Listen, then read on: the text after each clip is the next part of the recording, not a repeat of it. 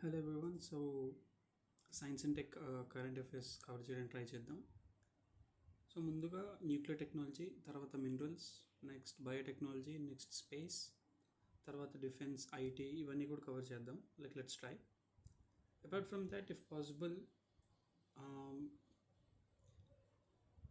Year end review of PIB చూద్దాం. And then some bits of APPSC bits let's try.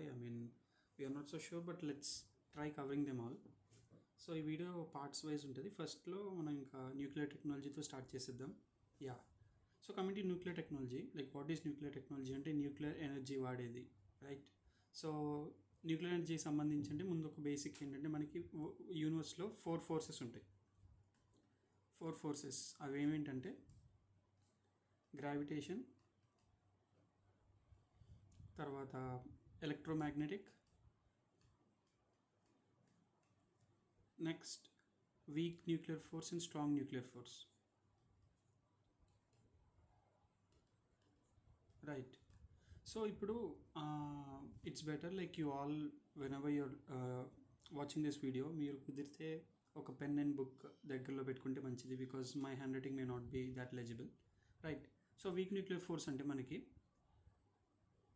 Alpha decay, లేకపోతే ఇంకా gamma decay, radioactive materials వచ్చేదాన్ని weak nuclear force అయితే, strong nuclear force ఏంటంటే న్యూట్రాన్కి ప్రోటాన్కి మధ్యలో ఉండేది, and that is called strong nuclear force, right? So ఇప్పుడు radio activity గురించి ఒకసారి మాట్లాడదాం. What is radio activity?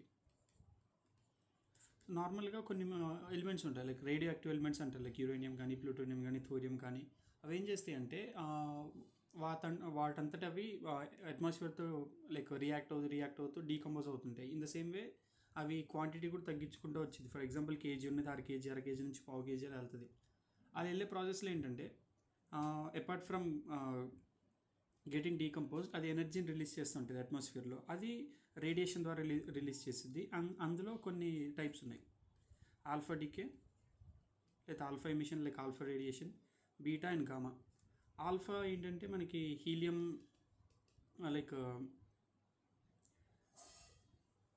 Protons, ఎక్కువగా ఆల్ఫా డికేలో ప్రోటాన్స్, ఫోటాన్స్ అంటాం కదా, ప్రోటాన్స్ ఉంటాయి కదా, ప్రోటాన్స్ని ఎమిట్ చేస్తుంటుంది, పాజిటివ్ ఛార్జ్ని.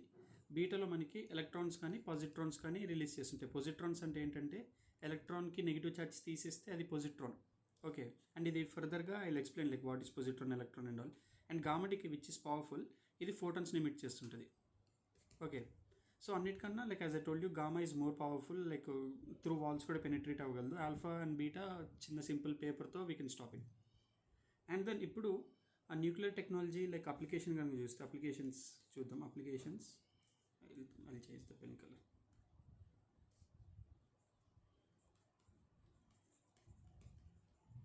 యా.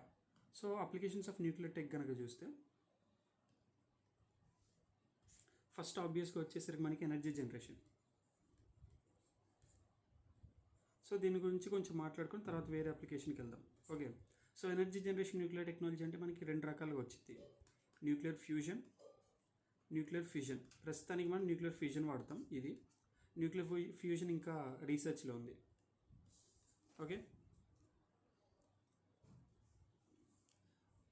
సో ఇప్పుడు న్యూక్లియర్ ఫ్యూజన్ అంటే ఏంటంటే ఒక మెటీరియల్ ఒక న్యూట్రాన్తో కొలైడ్ అయినప్పుడు 2 పార్ట్స్కి డివైడ్ అయిపోద్ది. డివిజన్. ఫ్యూజన్ అంటే డివిజన్, ఫ్యూజన్ అంటే కలవటం, మిక్స్ అనుకోండి. లేకపోతే for example 2 hydrogen atoms combine అయ్యి హీలియంగా కన్వర్ట్ అవుద్ది. So this is called as fusion, right? So ఈ బేసిక్ మీకు గుర్తుంటే మంచిది. ఫ్యూజన్ అనేది స్టార్స్లో జరుగుద్ది, ఓకే? సో ఇప్పుడు మనకి చాలా రియాక్టర్స్ ఇప్పుడు ఉన్నాయి కదా, ఫర్ ఎగ్జాంపుల్ మనకి కల్పకంలో ఉన్నాయి, లేకపోతే కుడాంకులం ప్రాజెక్ట్ కానీ ఇండియాలో, ఆర్ఎల్స్ వరల్డ్ వైడ్ జప్రోజియా ఇలాంటి ప్లేసెస్లో మనకి న్యూక్లియర్ రియాక్టర్స్ ఉన్నాయి. అన్ని చోట్ల ఇప్పుడు ప్రస్తుతానికి ఫ్యూజనే వాడతారు. Fusion working. ఫ్యూజన్ అయితే రీసెర్చ్లో ఉంది కదా. ఇప్పుడు కొన్ని కొన్ని కంపెనీస్ ఆర్ఎల్స్ కొన్ని కంట్రీస్ వీటి మీద వర్క్ చేస్తున్నాయి, ఫ్యూజన్ రియాక్టర్ మీద, బికాజ్ ఇంకా ఎవరు పూర్తిగా కనుక్కోలేదు, because it's very tough to handle. So 1985 నుంచి ఐటీఈఆర్, 1985 ఐటీఈఆర్ అంటే international thermonuclear experimental reactor, ఈ పేరులోనే గమనించాలి. ఎక్స్పెరిమెంటల్ రియాక్టర్ ఇది ఫ్రాన్స్ వాళ్ళు. ఓకే, దాదాపు 35 కంట్రీస్ ఉన్నాయి. ఇండియా, చైనా, యూఎస్ఏ ఇవి కూడా మెంబర్సే. సో ఈ ఐటీఆర్ 1985 నుంచి వర్క్ చేస్తున్నారు to get a good fusion reactor, right. So ఇలాంటి ఒక 7 లైక్ రీసెంట్ మెగా ప్రాజెక్ట్స్ కొన్ని మనం డిస్కస్ చేద్దాం ఇప్పుడు, like which India is part of. So 7 mega projects,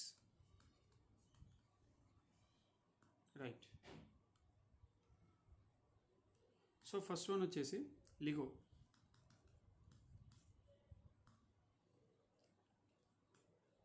LIGO అంటే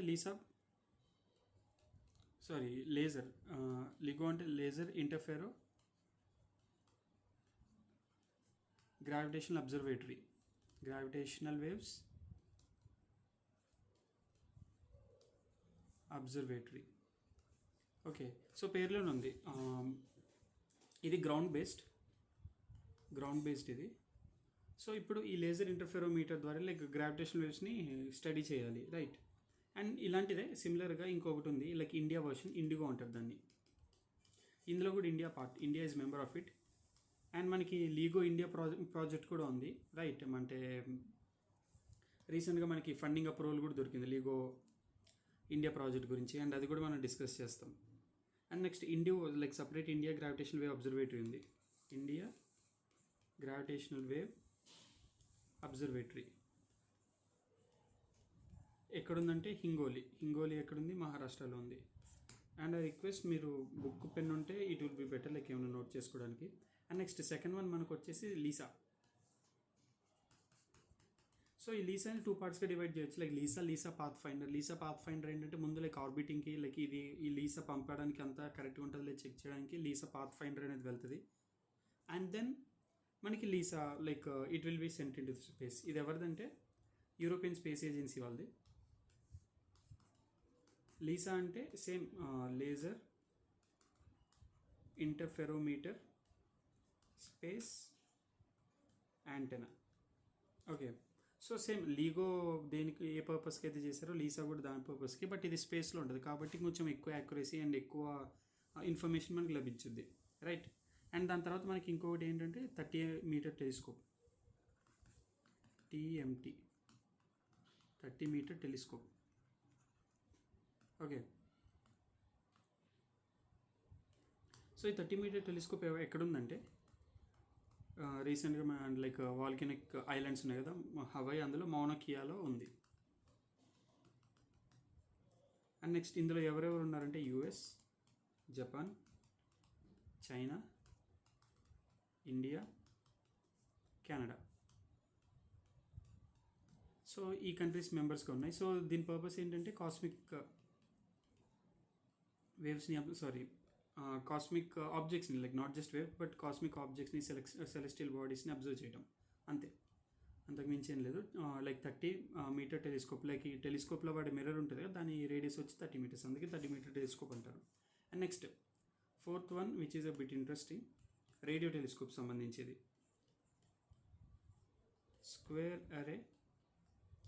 square kilometre array telescope. Square kilometre array telescope ఏంటంటే ఇది UK based ఇది. ఓకే, సో నార్మల్గా ఒక స్క్వేర్ కిలోమీటర్ లైక్ ఏరియాలో లైక్ ఒక బాక్స్లో యాంటెనాస్ని అరేంజ్ చేసి ఉంచుతారు. ఓకే, సో ఇప్పుడు త్రూ రేడియో వేవ్స్, ఇది radio telescope, it's going to be world's largest radio telescope.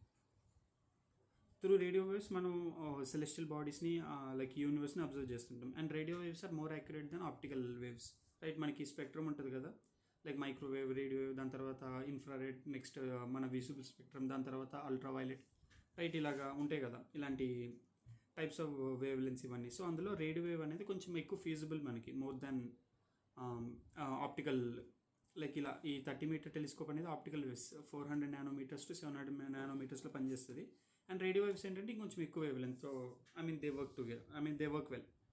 So that ఎక్కువ వేవ్ లెంత్ ఉన్నప్పుడు like it is better, like it is very good enough to travel a bit more length. And తర్వాత మనకి 5th one వచ్చేసి ఏ countries ఉన్నాయి ఇందులో, like square kilometre array టెలిస్కోప్లో ఏ countries ఉన్నాయంటే South Africa, Australia, US, Canada, France, India, Germany, Japan, and next Italy, Netherlands, next Portugal, Korea, South Korea, I repeat, South Korea, Spain, Sweden, Switzerland. So ఈ countries అన్నీ ఉన్నాయి like square antenna telescope ప్రాజెక్ట్లో. And next మనకు వచ్చేసి Germany వాళ్ళది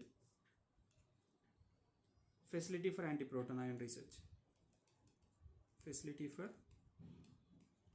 anti proton ion research. Okay, so ఇది ఎవరిదంటే Germany వాళ్ళది.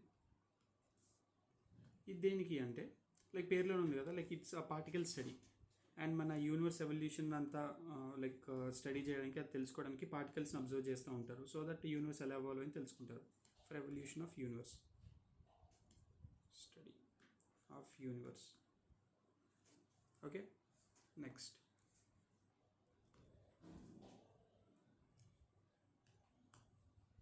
సెవెంత్ది Indian based neutrino observatory. Indian based neutrino. And neutrino అంటే ఏంటో నేను మళ్ళీ చెప్తాను, no issue. Neutrino observatory. Okay, so like ఇది ఎందుకంటే లైక్ పేరులోనే ఉంది కదా, that we need to observe neutrino. Observe neutrino. And neutrino అంటే ఏంటి అదంతా నేను చెప్తాను, nothing to worry about that. So ఇది ఎక్కడుందంటే తేని డిస్టిక్, తమిళనాడులో. తేని డిస్టిక్ తమిళనాడులో ఉంది, బోడీ హిల్స్లో. బోడీ హిల్స్ అండర్ గ్రౌండ్లో ఉంటుంది ఇది. ఓకే, నియర్లీ 1300 meters డెప్త్లో ఉంటుంది. అండ్ ఎందుకు అంటే డిస్టర్బెన్స్ లేకుండా ఉంటుంది కాబట్టి, పైన అంతా pollution we have this all కదా. సో అండర్ గ్రౌండ్లో it is more safe and comfortable. 1300 meters డెప్త్లో like Indian based neutrino observatory ఉంది. యా, అండ్ ఇది ఎవరు మెయింటైన్ చేస్తారంటే డిపార్ట్మెంట్ ఆఫ్ అటామిక్ ఎనర్జీ వాళ్ళు, and then department of science and tech వాళ్ళు. సో వీళ్ళు దీన్ని మెయింటైన్ చేస్తూ ఉంటారు. ఓకే, సో ఇప్పుడు వీనో రైట్ అంటే నార్మల్గా ఇక్కడ దాకా ఒక సబ్ టాపిక్ అయిపోయింది. సో ఇప్పుడు మనం కొంచెం పార్టికల్స్ గురించి మాట్లాడుకుందాం. I put the heading here. మనకి తెలిసిన పార్టికల్స్ ఏంటి? యాటంలో మళ్ళీ electron, proton, neutron, right. So ముందు ఎలక్ట్రాన్ లైక్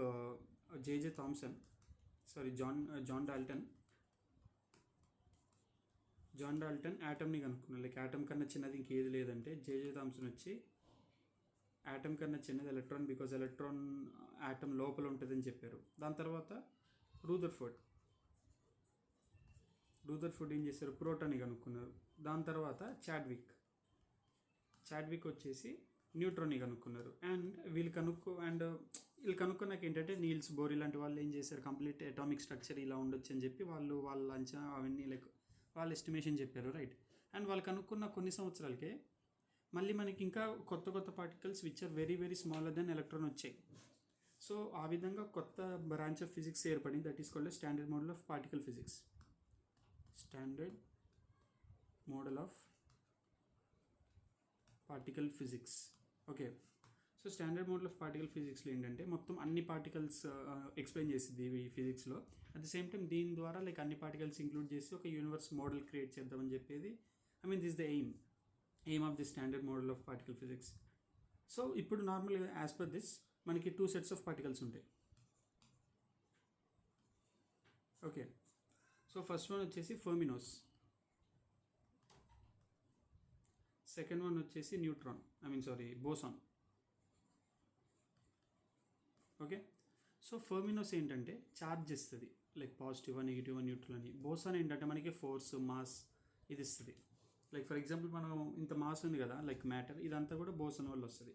ఓకే, సో ఇప్పుడు ఫెర్మినోస్ ద్వారా మనకి క్వార్క్స్ అండ్ లెప్టాన్స్ ఫామ్ అవుతాయి. అండ్ ఈ క్వార్క్స్ ఉన్నాయి కదా, ఈ క్వార్క్స్ ద్వారా మనకి న్యూట్రాన్, ప్రోటాన్ ఫామ్ అవుతుంది. అండ్ లెప్టాన్స్ ఉన్నాయి కదా, లెప్టాన్స్ ద్వారా మనకి ఎలక్ట్రాన్, పాజిట్రాన్ ఫామ్ అవుద్ది. సో అందుకు పాజిట్రాన్ అంటే ఏంటి? ఎలక్ట్రాన్లో నెగిటివ్ ఛార్జ్ తీసేస్తే పాజిట్రాన్ అవుద్ది. బట్ పాజిట్రాన్కి ప్రోటాన్కి డిఫరెన్స్ ఉంది, ఎందుకంటే క్వార్క్స్తో ప్రోటాన్ తయారు చేస్తే లెప్టాన్స్ అనేది పాజిట్రాన్ లెప్టాన్స్ అనేవి పాజిట్రాన్ని తయారు చేస్తుంది, రైట్. సో అందుకు ఆ డిఫరెన్స్ అనేది మనం గుర్తించడం ఇంపార్టెంట్. రెండు ఛార్జ్ ఒకటే డిఫరెన్స్ కాదు ప్రోటాన్కి ఎలక్ట్రాన్కి, ఓకే. అండ్ దాని తర్వాత బోసాన్ కనుక తీసుకుంటే, boson as a told you, ఇప్పుడు కనుక చూసుకుంటే క్వార్క్స్ లెప్టాన్స్ ఇవన్నీ ఛార్జ్ ఉన్న పార్టికల్స్, బట్ మాస్ దేనివల్ల వచ్చిందంటే బోసాన్. అండ్ బోసాన్ ఏమేమి ఇస్తుంది అంటే డబ్ల్యూ అండ్ జెడ్ బోసాన్, ఇది రీసెంట్గా న్యూస్లో కూడా ఉంది, సో తెలుసుకోవడం important. And W and Z boson వల్ల ఏంటంటే వీక్ న్యూక్లియర్ ఫోర్స్ అనేది ఏర్పడుతుంది దీనివల్లే. So you can see force mars ఈ పార్టికల్స్ నుంచి వస్తున్నాయి. అండ్ దెన్ గ్లోఆన్స్ వల్ల స్ట్రాంగ్ న్యూక్లియర్ ఫోర్స్ అనేది ఫామ్ అవుతుంది, ఓకే. అండ్ దెన్ మనకి హిగ్స్ బోసాన్, గాడ్స్ పార్టికల్ అంటారు. సో ఈ హిగ్స్ బోసాన్ మనకి మాస్ ఇస్తుంది, మనం ఇంత వెయిట్ ఉన్నామంటే మనలో ఉన్న హిగ్స్ బోసాన్ పార్టికలే కారణం. అండ్ దెన్ ఇంకొకటి ఏంటంటే మనం ఆల్రెడీ మాట్లాడుకున్నాం కదా గామా డికే గురించి, రైట్. అండ్ గామా డికే ఇక్కడ నుంచే ఆ గామా డికే కూడా బోసాన్ పార్టికల్, అందుకే it is more powerful because దానికి ఫోర్స్ అనేది ఉంది కదా, సో ఫోటాన్. అండ్ ఇదేమి ఇస్తుంది మనకి ఈఎంఎఫ్, ఎలక్ట్రోమోటివ్ ఫోర్స్ అనేది ఇస్తుంది, రైట్. సో పార్టికల్స్ గురించి అయితే I think it's clear. And neutrino గురించి మళ్ళీ I will explain when the time comes, because మళ్ళీ మనకి ఇండియన్ న్యూట్రిన్ అబ్జర్వేటరీ గురించి మాట్లాడుకోవాలి, ఆ టైంలో we can discuss about that. And next ఇప్పుడు సెకండ్ అప్లికేషన్కి వద్దాం. ఇందాక ఫస్ట్ అప్లికేషన్ అయిపోయింది కదా, that is energy. Let's come to second application. Second application ఏంటి? మెడికల్ న్యూక్లియర్ టెక్నాలజీ ఎక్కడ వాడతాం? జస్ట్ టైటిల్ మారుస్తాం. క్యాన్సర్ ట్రీట్మెంట్స్ కానీ ఇంకా వీటిలో అన్నిట్లో మనం న్యూక్లియర్ టెక్నాలజీ వాడతాం కదా, రేడియేషన్ కీమోథెరపీ అంటారు, రేడియేషన్ థెరపీ అంటారు, ఇవన్నీ మనకు తెలిసిందే.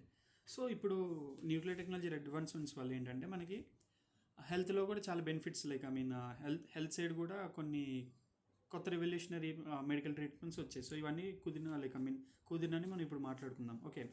సో రీసెంట్గా న్యూస్లో ఉంది, అండ్ ఆల్సో ఇది పిఏబిలో కూడా ఉంది. ఏంటంటే మనకి కోబాల్ట్ 60 అనేది చాలా హల్చల్ చేస్తుంది న్యూస్లో. Also iodine 131, okay. సో ఈ రెండు ఏంటంటే క్యాన్సర్ ట్రీట్మెంట్కి వాడతారు. ఈ కోబాల్ట్ 30 మళ్ళీ అగ్రికల్చర్ సైడ్ కూడా వాడతారు, I tell you, okay. So ఇది క్యాన్సర్ ట్రీట్మెంట్కి కూడా వాడతారు. ఇది కోబాల్ట్ 60 కానీ అయోడిన్ 31 కానీ, these are called as isotopes. Isotopes అంటే ఏంటంటే సేమ్ అటామిక్ నెంబర్ ఉంటుంది but different mass. For example carbon మనకి కార్బన్ డేటింగ్ అంటాం కదా, కార్బన్ అటామిక్ మాస్ వచ్చేసి 12, బట్ దీని ఐసోటోప్ మనకి కార్బన్ 14 ఉంటుంది. అండ్ దీని డికే బట్టి మనకి రేడియో యాక్టివ్ కార్బన్ డేటింగ్ ఎంత ఏజ్, ఒక మెటీరియల్ ఎంత ఏజ్ మనం కనుక్కుంటాం, ఓకే. అలాగే దీనికి కూడా కోబాల్ట్, అయోడిన్ చాలా వాటికి ఐసోటోప్స్ ఉంటాయి. ఫర్ ఎగ్జాంపుల్ హైడ్రోజన్కి హెవీ వాటర్ డ్యూటేరియం ఉంటుంది, D2. హైడ్రోజన్కి ఐసోటోప్ వచ్చి D2, అండ్ D2 అనే హెవీ వాటర్ అంటారు. ఇది మనం న్యూక్లియర్ రియాక్టర్లో వాడుతుంటాం. అండ్ ఇంకొకటి కూడా ఉంది T3, ట్రిటియం, T2 సో దీన్ని కూడా these are all the isotopes of hydrogen. అలాగే అయోడిన్కి ఐసోటోప్, కోబాల్ట్కి ఐసోటోప్, మాలిబ్డినంకి isotope, right. So I think isotope concept అయితే ఐడియా వచ్చి ఉంటుంది కదా, same atomic number but different mass. So వీటిని మనకి రేడియేషన్ ట్రీట్మెంట్స్లో వాడుతుంటాం. So used in cancer treatments ఇవి cobalt and iodine, okay. And then ఈ ఐసోటోప్స్ని ఎలా తయారు చేస్తారంటే సైక్లోట్రాన్ అనే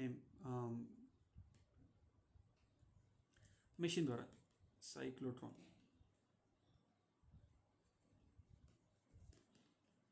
అండ్ ఇండియాలో ఇంపార్టెంట్ సైక్లోట్రాన్ ఎక్కడుందంటే కోల్కతాలో ఉంది. దాని పేరు సైక్లోన్ 30. సో సైక్లోన్ 30 అంటే తుఫాన్ అనుకోకండి, cyclone 30 is name of cyclotron, okay. And it is biggest cyclotron in India. And then next మనకి PET స్కాన్ గురించి మాట్లాడదాం. PET స్కాన్ పేరు వినే ఉంటారు, it's something related to cancer. So దీన్ని పొజిట్రాన్ ఎమిషన్ టోమోగ్రఫీ అంటారు. అండ్ పొజిట్రాన్ అంటే ఏంటో ఆల్రెడీ చెప్పే కదా, ఎలక్ట్రాన్లోంచి నెగిటివ్ ఛార్జ్ తీసేస్తే అది పొజిట్రాన్ ఉంది. సో ఇది ఎలా చేస్తారంటే నార్మల్గా మనకి గ్లూకోజ్ మనకి గ్లూకోజ్ ఎక్కిస్తారు కదా, అయితే ఇక్కడ ఏంటంటే గ్లూకోజ్తో పాటు గ్లూకోజ్కి అటాచ్డ్గా ఫ్లోరిన్ పంపిస్తారు, fluorine isotope, glucose and fluorine isotope. ఇప్పుడు దీనికన్నా ముందు జస్ట్ మీకు క్యాన్సర్ గురించి లైక్ చిన్న ఐడియా ఇస్తాను. లైక్ క్యాన్సర్ అంటే ఏంటి? అడిషనల్ ఆర్ఎల్స్ like unregulated growth of tissues కదా, unregulated growth of tissues. And అదే మనకి ట్యూమర్లా ఫామ్ అవుద్ది. సో ఇప్పుడు ఈ టిష్యూస్ ఎలా ఫామ్ అవుతాయి? సెల్స్ అన్రెగ్యులేటెడ్గా మల్టిప్లై అయితే, రైట్. ఇప్పుడు సెల్స్ మల్టిప్లై అయినప్పుడు ఏంటంటే ఎక్కువ ఎనర్జీ తీసుకుంటుంది. ఎనర్జీ ఎక్కడి నుంచి వచ్చేది? గ్లూకోజ్ నుంచి కదా. కాబట్టి ఇప్పుడు మనకి గ్లూకోజ్తో పాటు ఫ్లోరిన్ ఐసోటోప్ని పంపిస్తాము. అలా పంపించినాక ఏమవుద్దంటే, ఎక్కడైతే క్యాన్సర్ ఉందో, లైక్ ఏ పార్ట్లో అయితే మనకి క్యాన్సర్ ఉందో అక్కడ సెల్స్ ఎక్కువ గ్లూకోజ్ని తీసుకుంటూ ఫ్లోరిన్ అంతా ఆ చోట కాన్సన్ట్రేట్ అయిపోయి ఉంటుంది, ఒక చోట కాన్సన్ట్రేట్ అయ్యి ఉంటుంది. అప్పుడు మనకి ప్రాపర్గా లైక్ ఈ యూనో ఈ స్కానింగ్లో ఏంటంటే మన బాడీలో ఎక్కడైతే ఎక్కువ ఐసోటోప్స్ కనబడుతున్నాయో, లేకపోతే ఎక్కడైతే ఎక్కువ ఫ్లోరిన్ కనబడుతుందో అక్కడ క్యాన్సర్ ఉన్నట్టు క్లియర్గా డిటెక్ట్ అయిపోయి ఉంటుంది, right. So this is the procedure, okay. So like ఇది డయాగ్నోసిస్లో యూస్ చేస్తారు. Like it's not a treatment but it's a diagnosis. PET scan అనేది డయాగ్నోసిస్కి వాడతారు, ఓకే. అండ్ దెన్ నెక్స్ట్ ఇంకో అప్లికేషన్ వచ్చేసి nuclear technology, agriculture, okay. So అగ్రికల్చర్లో ఎక్కడ వాడతారు అంటే మెయిన్గా స్టోరేజ్ సంబంధించి, లైక్ మెటీరియల్స్ని స్టోర్ చేయడం కానీ ఇలాగ, దాన్ని ఇర్రేడియేషన్ అంటారు, ఇర్రేడియేషన్. అండ్ ఇర్రేడియేషన్ సెంటర్ ఎక్కడ ఉందంటే నాసిక్లో ఉంది, వెరీ ఫేమస్ ఇది, నాసిక్లో ఉండే సెంటర్. అండ్ ఇందులో కోబాల్ట్-60 ఐసోటోప్ని వాడి లైక్ చాలా లైక్ అనియన్స్ని కానీ, అనియన్స్, మ్యాంగోస్, లైక్ ఇంకా వేరే వాటిని యూనో షెల్ఫ్ లైఫ్ పెంచేటట్టు చేస్తారు. లైక్ ఈ రేడియేషన్ కింద ఉంచి, ఫర్ ఎగ్జాంపుల్ ఒకటి 3 నెలల్లోనే పాడైపోయేటట్టు అయితే రేడియేషన్ ద్వారా దాన్ని కొంచెం స్ట్రాంగ్ చేసి 6 మంత్స్ వచ్చేలా చేస్తారు. కాబట్టి ఏంటంటే ఎక్కువ టైం స్టోర్ అయి ఉంటుంది కాబట్టి మనం ఎక్కువ ఎక్స్పోర్ట్స్ చేస్తాం. అండ్ దట్స్ ద రీజన్ మనకు ఆస్ట్రేలియాకి ఎక్కువ మ్యాంగోస్ని పంపగలిగాం, okay. So due to this irradiation. And స్పేస్లో కూడా న్యూక్లియర్ టెక్నాలజీ వాడతారు. And still I mean like ఇంకా కంప్లీట్గా స్పేస్లోకి ఫుల్ ఫ్లెజ్డ్గా అయితే న్యూక్లియర్ టెక్నాలజీ వెళ్ళలేదు, it's in the process. But ఒకటి ఏంటంటే కిలో పవర్ న్యూక్లియర్ రియాక్టర్ ఒకటి చేశారు అప్పట్లో. న్యూక్లియర్ రియాక్టర్ స్పేస్లోకి, ఫర్ ఎగ్జాంపుల్ అక్కడ లైక్ స్పేస్లోకి న్యూక్లియర్ రియాక్టర్ పెడితే, సో దట్ అక్కడ ఇంటర్నేషనల్ స్పేస్ ఏజెన్సీస్ ఏమైనా ఉంటే వాళ్ళకి ఈ ఎనర్జీ అనేది హెల్ప్ అవ్వచ్చు అని చెప్పేసి ఒకటి అప్పట్లో చేశారు నాసా. అండ్ అఫ్కోర్స్ తర్వాత it last the connection. Putting that aside, ఇంకొక అప్లికేషన్ వచ్చేసి డిఫెన్స్లో ఎక్కడ వాడతారు అందరికి తెలిసిందే, వెపన్స్. అండ్ మనకి కంప్లీట్గా లైక్ యాటమ్ బాంబ్ కానీ, లైక్ వెపన్స్, అల్టిమేట్లీ మిసైల్స్ కానీ ఇవన్నీ వాడతారు డిఫెన్స్లో. అండ్ తర్వాత సపరేట్గా డిఫెన్స్లో వచ్చినప్పుడు let's more talk about the weapons and all, okay. So now moving on to the next, ఒక మెటీరియల్ గురించి చెప్పాలి, రీసెంట్ న్యూస్లో ఉన్న మెటీరియల్, అదే రుథేనియం-106,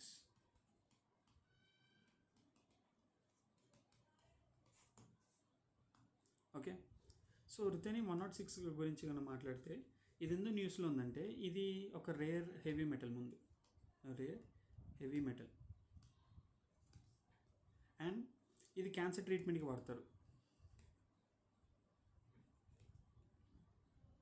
ఇది ఎలా ఫామ్ అవుతుందంటే, ఫార్మ్డ్ ఫ్రమ్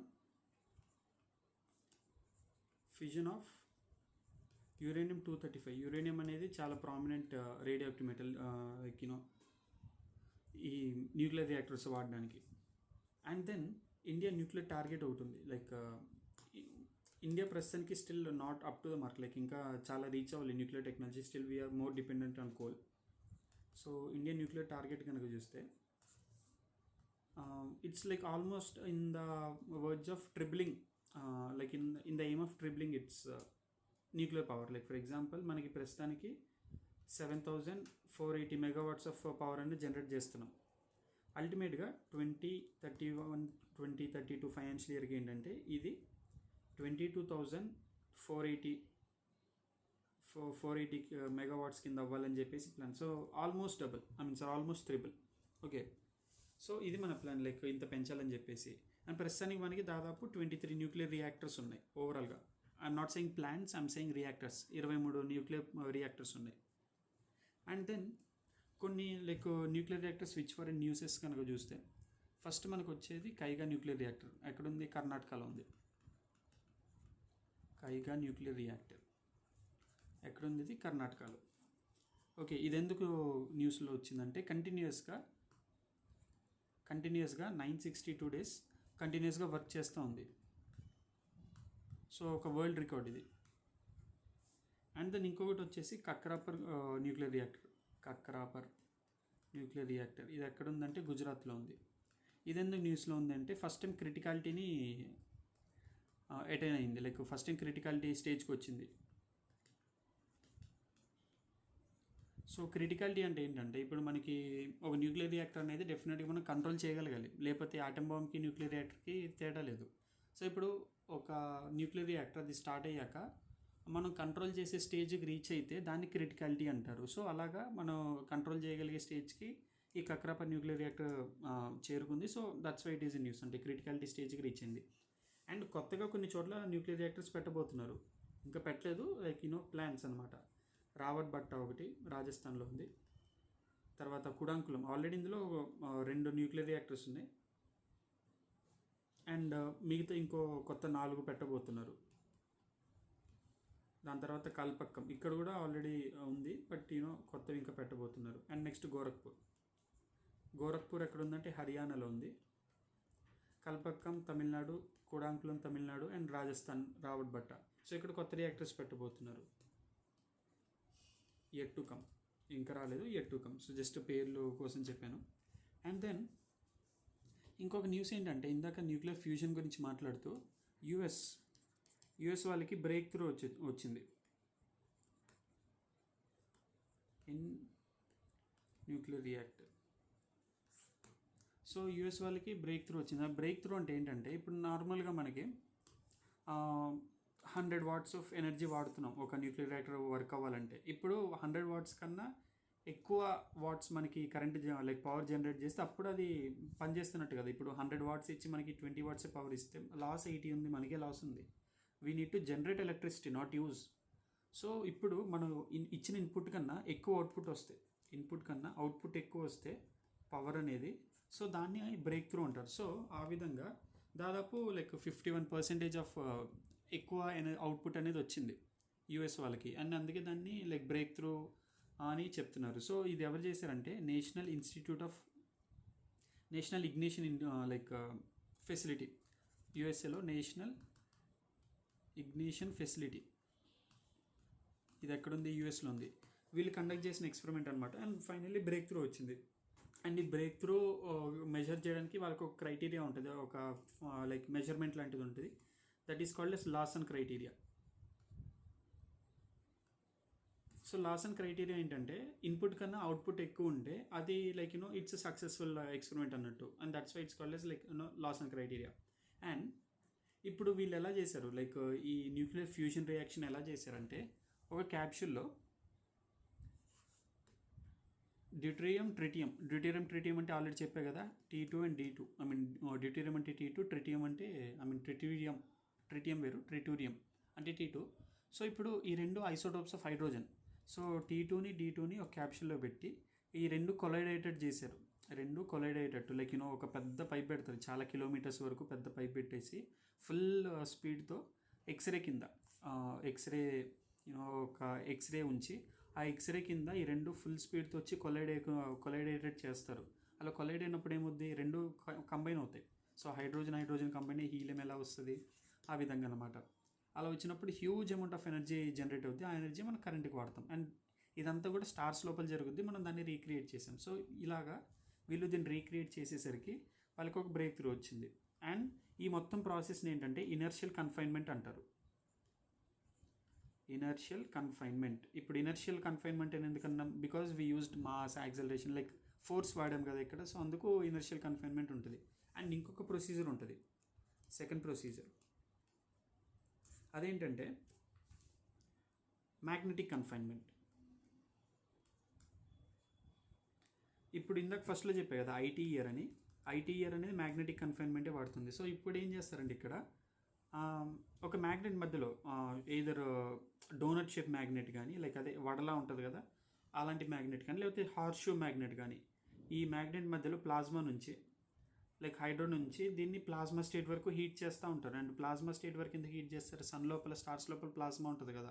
సో అప్పుడు అక్కడ రియాక్షన్స్ జరుగుతాయి కాబట్టి, అండ్ ఈ మ్యాగ్నెటిక్ ఫీల్డ్ అనేది సన్ గ్రావిటీగా పనిచేస్తుంది కాబట్టి, అక్కడ మనకి న్యూక్లియర్ రియాక్టర్ అనేది న్యూక్లియర్ ఫ్యూజన్ అనేది జరుగుద్ది. సో ఈ విధంగా మ్యాగ్నెటిక్ కన్ఫైన్మెంట్ అనేది వాడతారు, రైట్.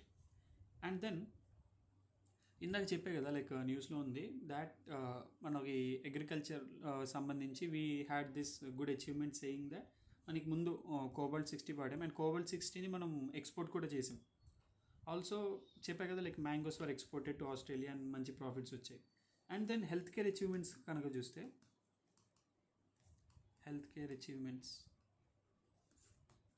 అవి కనుక చూస్తే ముందు Cyclone-30 ఆల్రెడీ చెప్పాను.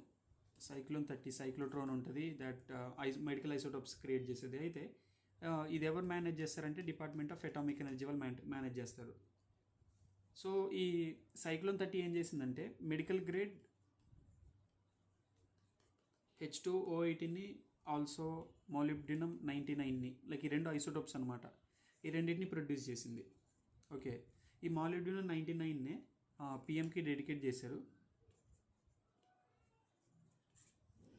అండ్ ఇప్పుడు molybdenum-99ని మళ్ళీ ఏం చేస్తారంటే రియాక్టర్ ద్వారా టెక్నీషియం కింద మారుస్తారు. టెక్నీషియం. సో ఎందుకు ఇలా చేస్తారంటే ఇప్పుడు రెండు రేడియాక్టివే కదా, మరి తేడా ఏంటంటే ఇప్పుడు molybdenum-99 హాఫ్ లైఫ్ వచ్చేసరికి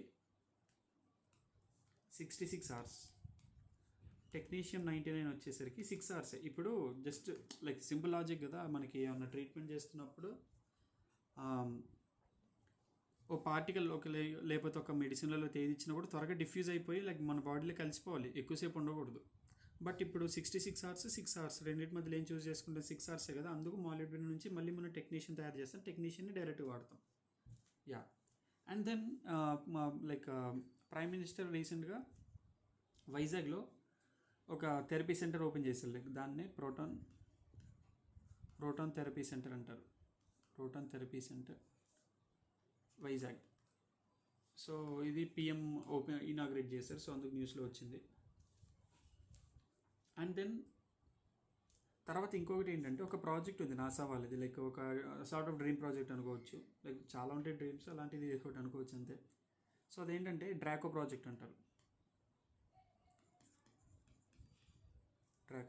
సో ఏంటి డ్రాకో అంటే, ఇది నాసా ఎక్కడుంది, యూఎస్ఏలో ఉంది కదా, యూఎస్ఏ వీళ్ళు కలిసి ఏంటంటే న్యూక్లియర్ ఫ్యూయల్తో రాకెట్ పంపిద్దాం అనుకుంటున్నారు. Nuclear fuel in rocket.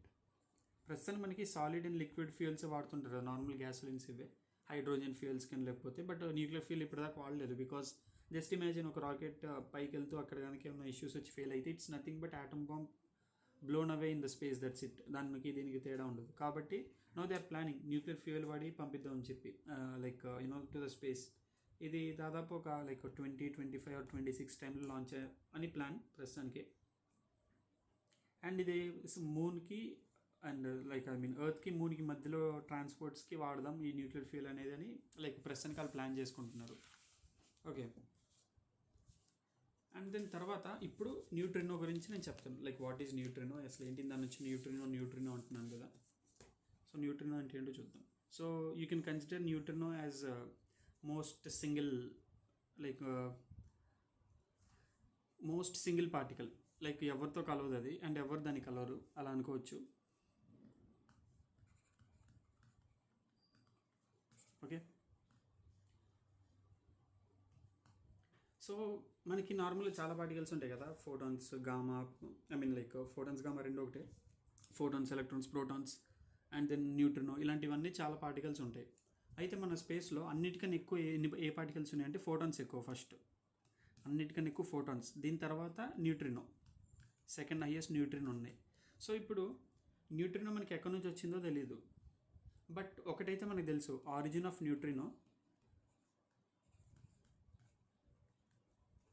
Is equal to origin of cosmic waves. So ఇప్పుడు కాస్మిక్ వేవ్స్ ఎక్కడి నుంచి వస్తున్నాయో మనకు తెలియదు, బట్ ఒకటి తెలిసింది ఏంటంటే neutrino origin, cosmic waves origin ఒకటే. కాబట్టి న్యూట్రినోని కరెక్ట్ స్టడీ చేయగలిగితే, దాని ఆరిజిన్ కనుక్కుంటే కాస్మిక్ వేవ్స్ ఎక్కడ వచ్చింది, సో దట్ మనకి అసలు అల్టిమేట్లీ యూనివర్స్ ఎలా ఫామ్ అయిందో తెలుసుకుంటాం. That's the main thing. అయితే న్యూట్రినోస్ని ఎందుకు మనం టెస్ట్ చేయాలనుకుంటున్నాం, కాస్మిక్ వేవ్స్ని ఎందుకు చేయట్లేదు అనుకుంటున్నాం అంటే, cosmic waves are more sensitive. అవి అక్కడే అయోనైజ్ అయిపోయి అయోనోస్ఫియర్లో అయాన్స్ రియాక్ట్ అయిపోవడం కానీ, అట్మాస్ఫియర్ డిస్టర్బెన్సెస్ వల్ల కానీ మనకు అంత కరెక్ట్గా తెలియపోవచ్చు. బట్ న్యూట్రినోస్ అలా కాదు, neutrinos are called as ghost particles like అంటే ఎందుకు అలా అంటున్నాం అంటే it can penetrate from anywhere. ఒక గోడ ఉంటే మనకి సినిమాలో దయ్యాలు ఒక గోడ నుంచి ఇంకో గోడకి వెళ్ళిపోతాయి కదా ఆత్మలు, అలాగా ఇది కూడా వెళ్ళిపోగలదు. I mean it is very stable, దేంతో రియాక్ట్ అవ్వకుండా. యూనివర్స్ ముందు నుంచి అలానే ఉన్నాయి, ఐ మీన్ యూనివర్స్ ఫామ్ అయిన కాడ నుంచి. కాబట్టి లైక్ దీన్ని కరెక్ట్గా స్టడీ చేయగలిగితే we'll get through a lot of things. Also దీన్ని కరెక్ట్గా మనం వాడగలిగితే కమ్యూనికేషన్ వీటిలో కూడా వాడొచ్చు అని చెప్పేసి they think about it. And ఇది ఎందుకు న్యూస్లో వచ్చిందంటే రీసెంట్గా యూఎస్ఏ వాళ్ళది అంటార్క్టికాలో ఐస్ క్యూబ్ న్యూట్రినో అబ్జర్వేటరీ ఒకటి ఉంది. Ice cube neutrino observatory USA వాళ్ళది. ఇది అంటార్క్టికాలో న్యూట్రినోస్ని అండర్ గ్రౌండ్లో కనుక్కున్నారు. సో అందుకే న్యూస్లోకి వచ్చింది. అండ్ న్యూట్రినో అంటే ఏంటో కూడా చెప్పే కదా. అండ్ మనకి ఇండియన్ న్యూట్రినో అబ్జర్వేటరీ కూడా ఒకటి ఉంది, తేని like body hills in Tamil Nadu. Yeah, so these all about neutrino. And radio carbon dating గురించి కూడా ఇందాక ఫస్ట్లో చెప్పాను, like what is radio carbon dating and ఎందుకు న్యూస్లో వచ్చింది రీసెంట్గా మళ్ళీ. ఎందుకంటే రేడియో కార్బన్ డేటింగ్ రోజుకి ఎక్కడో అక్కడ ఏదో చోట జరుగుతూనే ఉంటుంది. ఓకే, సో ఎందుకు న్యూస్లో వచ్చిందంటే కొత్తగా వాళ్ళు కాల్షియం 41 అనే ఐసోటోప్ని వాడితే ఇంకా ఎక్కువ మనకి లైక్ ఇంకా ఎక్కువ ఏజ్ని మనకు కనుక్కోవచ్చు అని చెప్పి అంటున్నారు. అది ఈ మధ్య like they are actually thinking to use calcium 41 and that's why it is in the news like radio carbon dating. So radio carbon dating అంటే ఏంటంటే మనకు ముందు కార్బన్ 14 అనే ఐసోటోప్ మన బాడీలో ఎంత ఉందో చూసి లైక్ ఐ మీన్ అక్కడ నుంచి ఎంత డికే అయింది. ఎందుకంటే ఇప్పుడు ప్రతి ఆర్గానిక్ బాడీలోని కార్బన్ ఉంటుంది. సో ఇంత లైక్ ప్రతి ఆర్గానిక్ బాడీలో ఇంత అమౌంట్ ఆఫ్ కార్బన్ ఉంటుందని ఒక ఎస్టిమేషన్ ఉంటుంది. సో ఇప్పుడు ఒక కంప్లీట్ ఒక బాడీ దొరికింది, లేకపోతే ఒక ఆర్గానిక్ సబ్స్టెన్స్ దొరికింది, అందులో కార్బన్ 14 ఎంత ఉందో వెతుకుతారు. వెతికి అది యాక్చువల్గా ఆర్గానిజంలో ఎంత ఉండాలి, ఇప్పుడు ఎంత ఉందో కంపేర్ చేసి దాన్ని బట్టి వాళ్ళు ఒక ఎస్టిమేషన్కి వస్తారు. ఓకే, ఇంత డీకంపోజ్ అయింది కాబట్టి దీని ఏజ్ ఇంత అయి ఉంటుందని. ఎలాగంటే half life concept half life అంటే ఏంటంటే ఇప్పుడు కార్బన్ 14 హాఫ్ లైఫ్ వచ్చేసి 5700 ఇయర్స్. దాని అర్థం ఏంటంటే ఫర్ ఎగ్జాంపుల్ ఒక కేజీ కార్బన్ 14 మనకి లైక్ బయట పెట్టేసాను అనుకోండి అట్మాస్ఫియర్లో, 5700 ఇయర్స్ తర్వాత అది హాఫ్ కేజీగా మారుద్ది. సో హాఫ్ కేజీ లైక్ దాని half amount of carbon 14 like C14 అనేది డీకంపోజ్ అయింది కాబట్టి మనకి హాఫ్ కేజీ వచ్చింది. మళ్ళీ ఇంకో 5700 ఇయర్స్ తర్వాత పావు కేజీకి వస్తుంది. మళ్ళీ ఇంకో 5700 ఇయర్స్ తర్వాత 1/8 కేజీకి వస్తుంది. సో హాఫ్ తగ్గుతూ వస్తుంది ప్రతి 5700 ఇయర్స్కి. ఆ విధంగా మనకి నార్మల్గా మ్యాక్సిమం ఒక 60 మిలియన్ ఇయర్స్ దాకా ఒక ఆబ్జెక్ట్ ఏజ్ కనుక్కోవచ్చు కార్బన్ 14 వాడి. 60 మిలియన్ ఇయర్స్ బికాస్ దాని ఏజ్ లైక్ ఐ మీన్ దాని హాఫ్ లైఫ్ 5700 ఇయర్స్ కాబట్టి. అయితే కాల్షియం 14 హాఫ్ లైఫ్ వచ్చేసి 99,400 ఇయర్స్. 5700 ఇయర్స్కే మనం ఎంత వాడుతున్నాం, లైక్ 60 మిలియన్ ఇయర్స్ దాకా క్యాలిక్యులేట్ చేయగలుగుతున్నాం కదా. సో ఇప్పుడు 99,400 ఇయర్స్ అంటే మనకి దాదాపు లైక్ బిలియన్స్ ఆఫ్ ఇయర్స్ వెనకెళ్ళి we can calculate the age. So that's why I mean like many people are saying it's better to use calcium 41. But the other issue ఏంటంటే మనకి ఈ ఐసోటోప్స్ అనేవి చాలా రేర్గా దొరుకుతుంటాయి, very very rare actually. So ఎలా అంటే ఫర్ ఎగ్జాంపుల్ రేషియో పరంగా చూసుకుంటే కార్బన్ 12 నార్మల్ కార్బన్, ఇది కార్బన్ 14 ఐసోటోప్, ఇవి 10^12 ఉంటే కార్బన్ 14 ఒకటే ఉంటుంది. సో రేషియో వచ్చేసి 10^12:1. ఇది ఓవరాల్గా చూసుకుంటే కార్బన్ 14. కాల్షియం ఇంకా దారుణంగా ఉంటుంది. Calcium normal calcium and calcium isotope కనుక తీసుకుంటే 10^15 ఉంటే 1. సో 10^15:1. సో 10^15 పార్టికల్స్ ఒక పార్టికల్ కాల్షియం 41 ఉంటే లైక్ ఇక్కడ లైక్ ఇది రేషియో. సో అవైలబిలిటీ పరంగా చూసుకుంటే కాల్షియం కొంచెం కష్టం కార్బన్తో పోలిస్తే, and that's the issue. So అసలు ఇప్పుడు ఈ ఏజ్ని ఎలా మెజర్ చేస్తారు రేడియో కార్బన్ అంటే ఒక మెషిన్ ఉంటుంది, లైక్ ఒక ప్రాసెస్ ఉంటుంది, that is called yes atta, atom trap trace analysis process కూడా మొత్తం ఇక్కడ ఉంది. ఆటమ్ని ట్రాప్ చేస్తారు, దాని తర్వాత అందులో ఉన్న లైక్ యూనో ఆ కంటెంట్ని ట్రేస్ చేస్తారు, ఎంత కార్బన్ ఉంది ఆర్ఎల్స్ ఎంత కాల్షియం ఉందో ట్రేస్ చేస్తారు, దాన్ని అనలైజ్ చేస్తారు డైరెక్ట్గా, అప్పుడు ఏజ్ వచ్చింది. So this is all about radio carbon dating. Okay, and then ఇప్పుడు మనకి ఇంకో టాపిక్ వచ్చేసి small modular reactor SMR. Just second.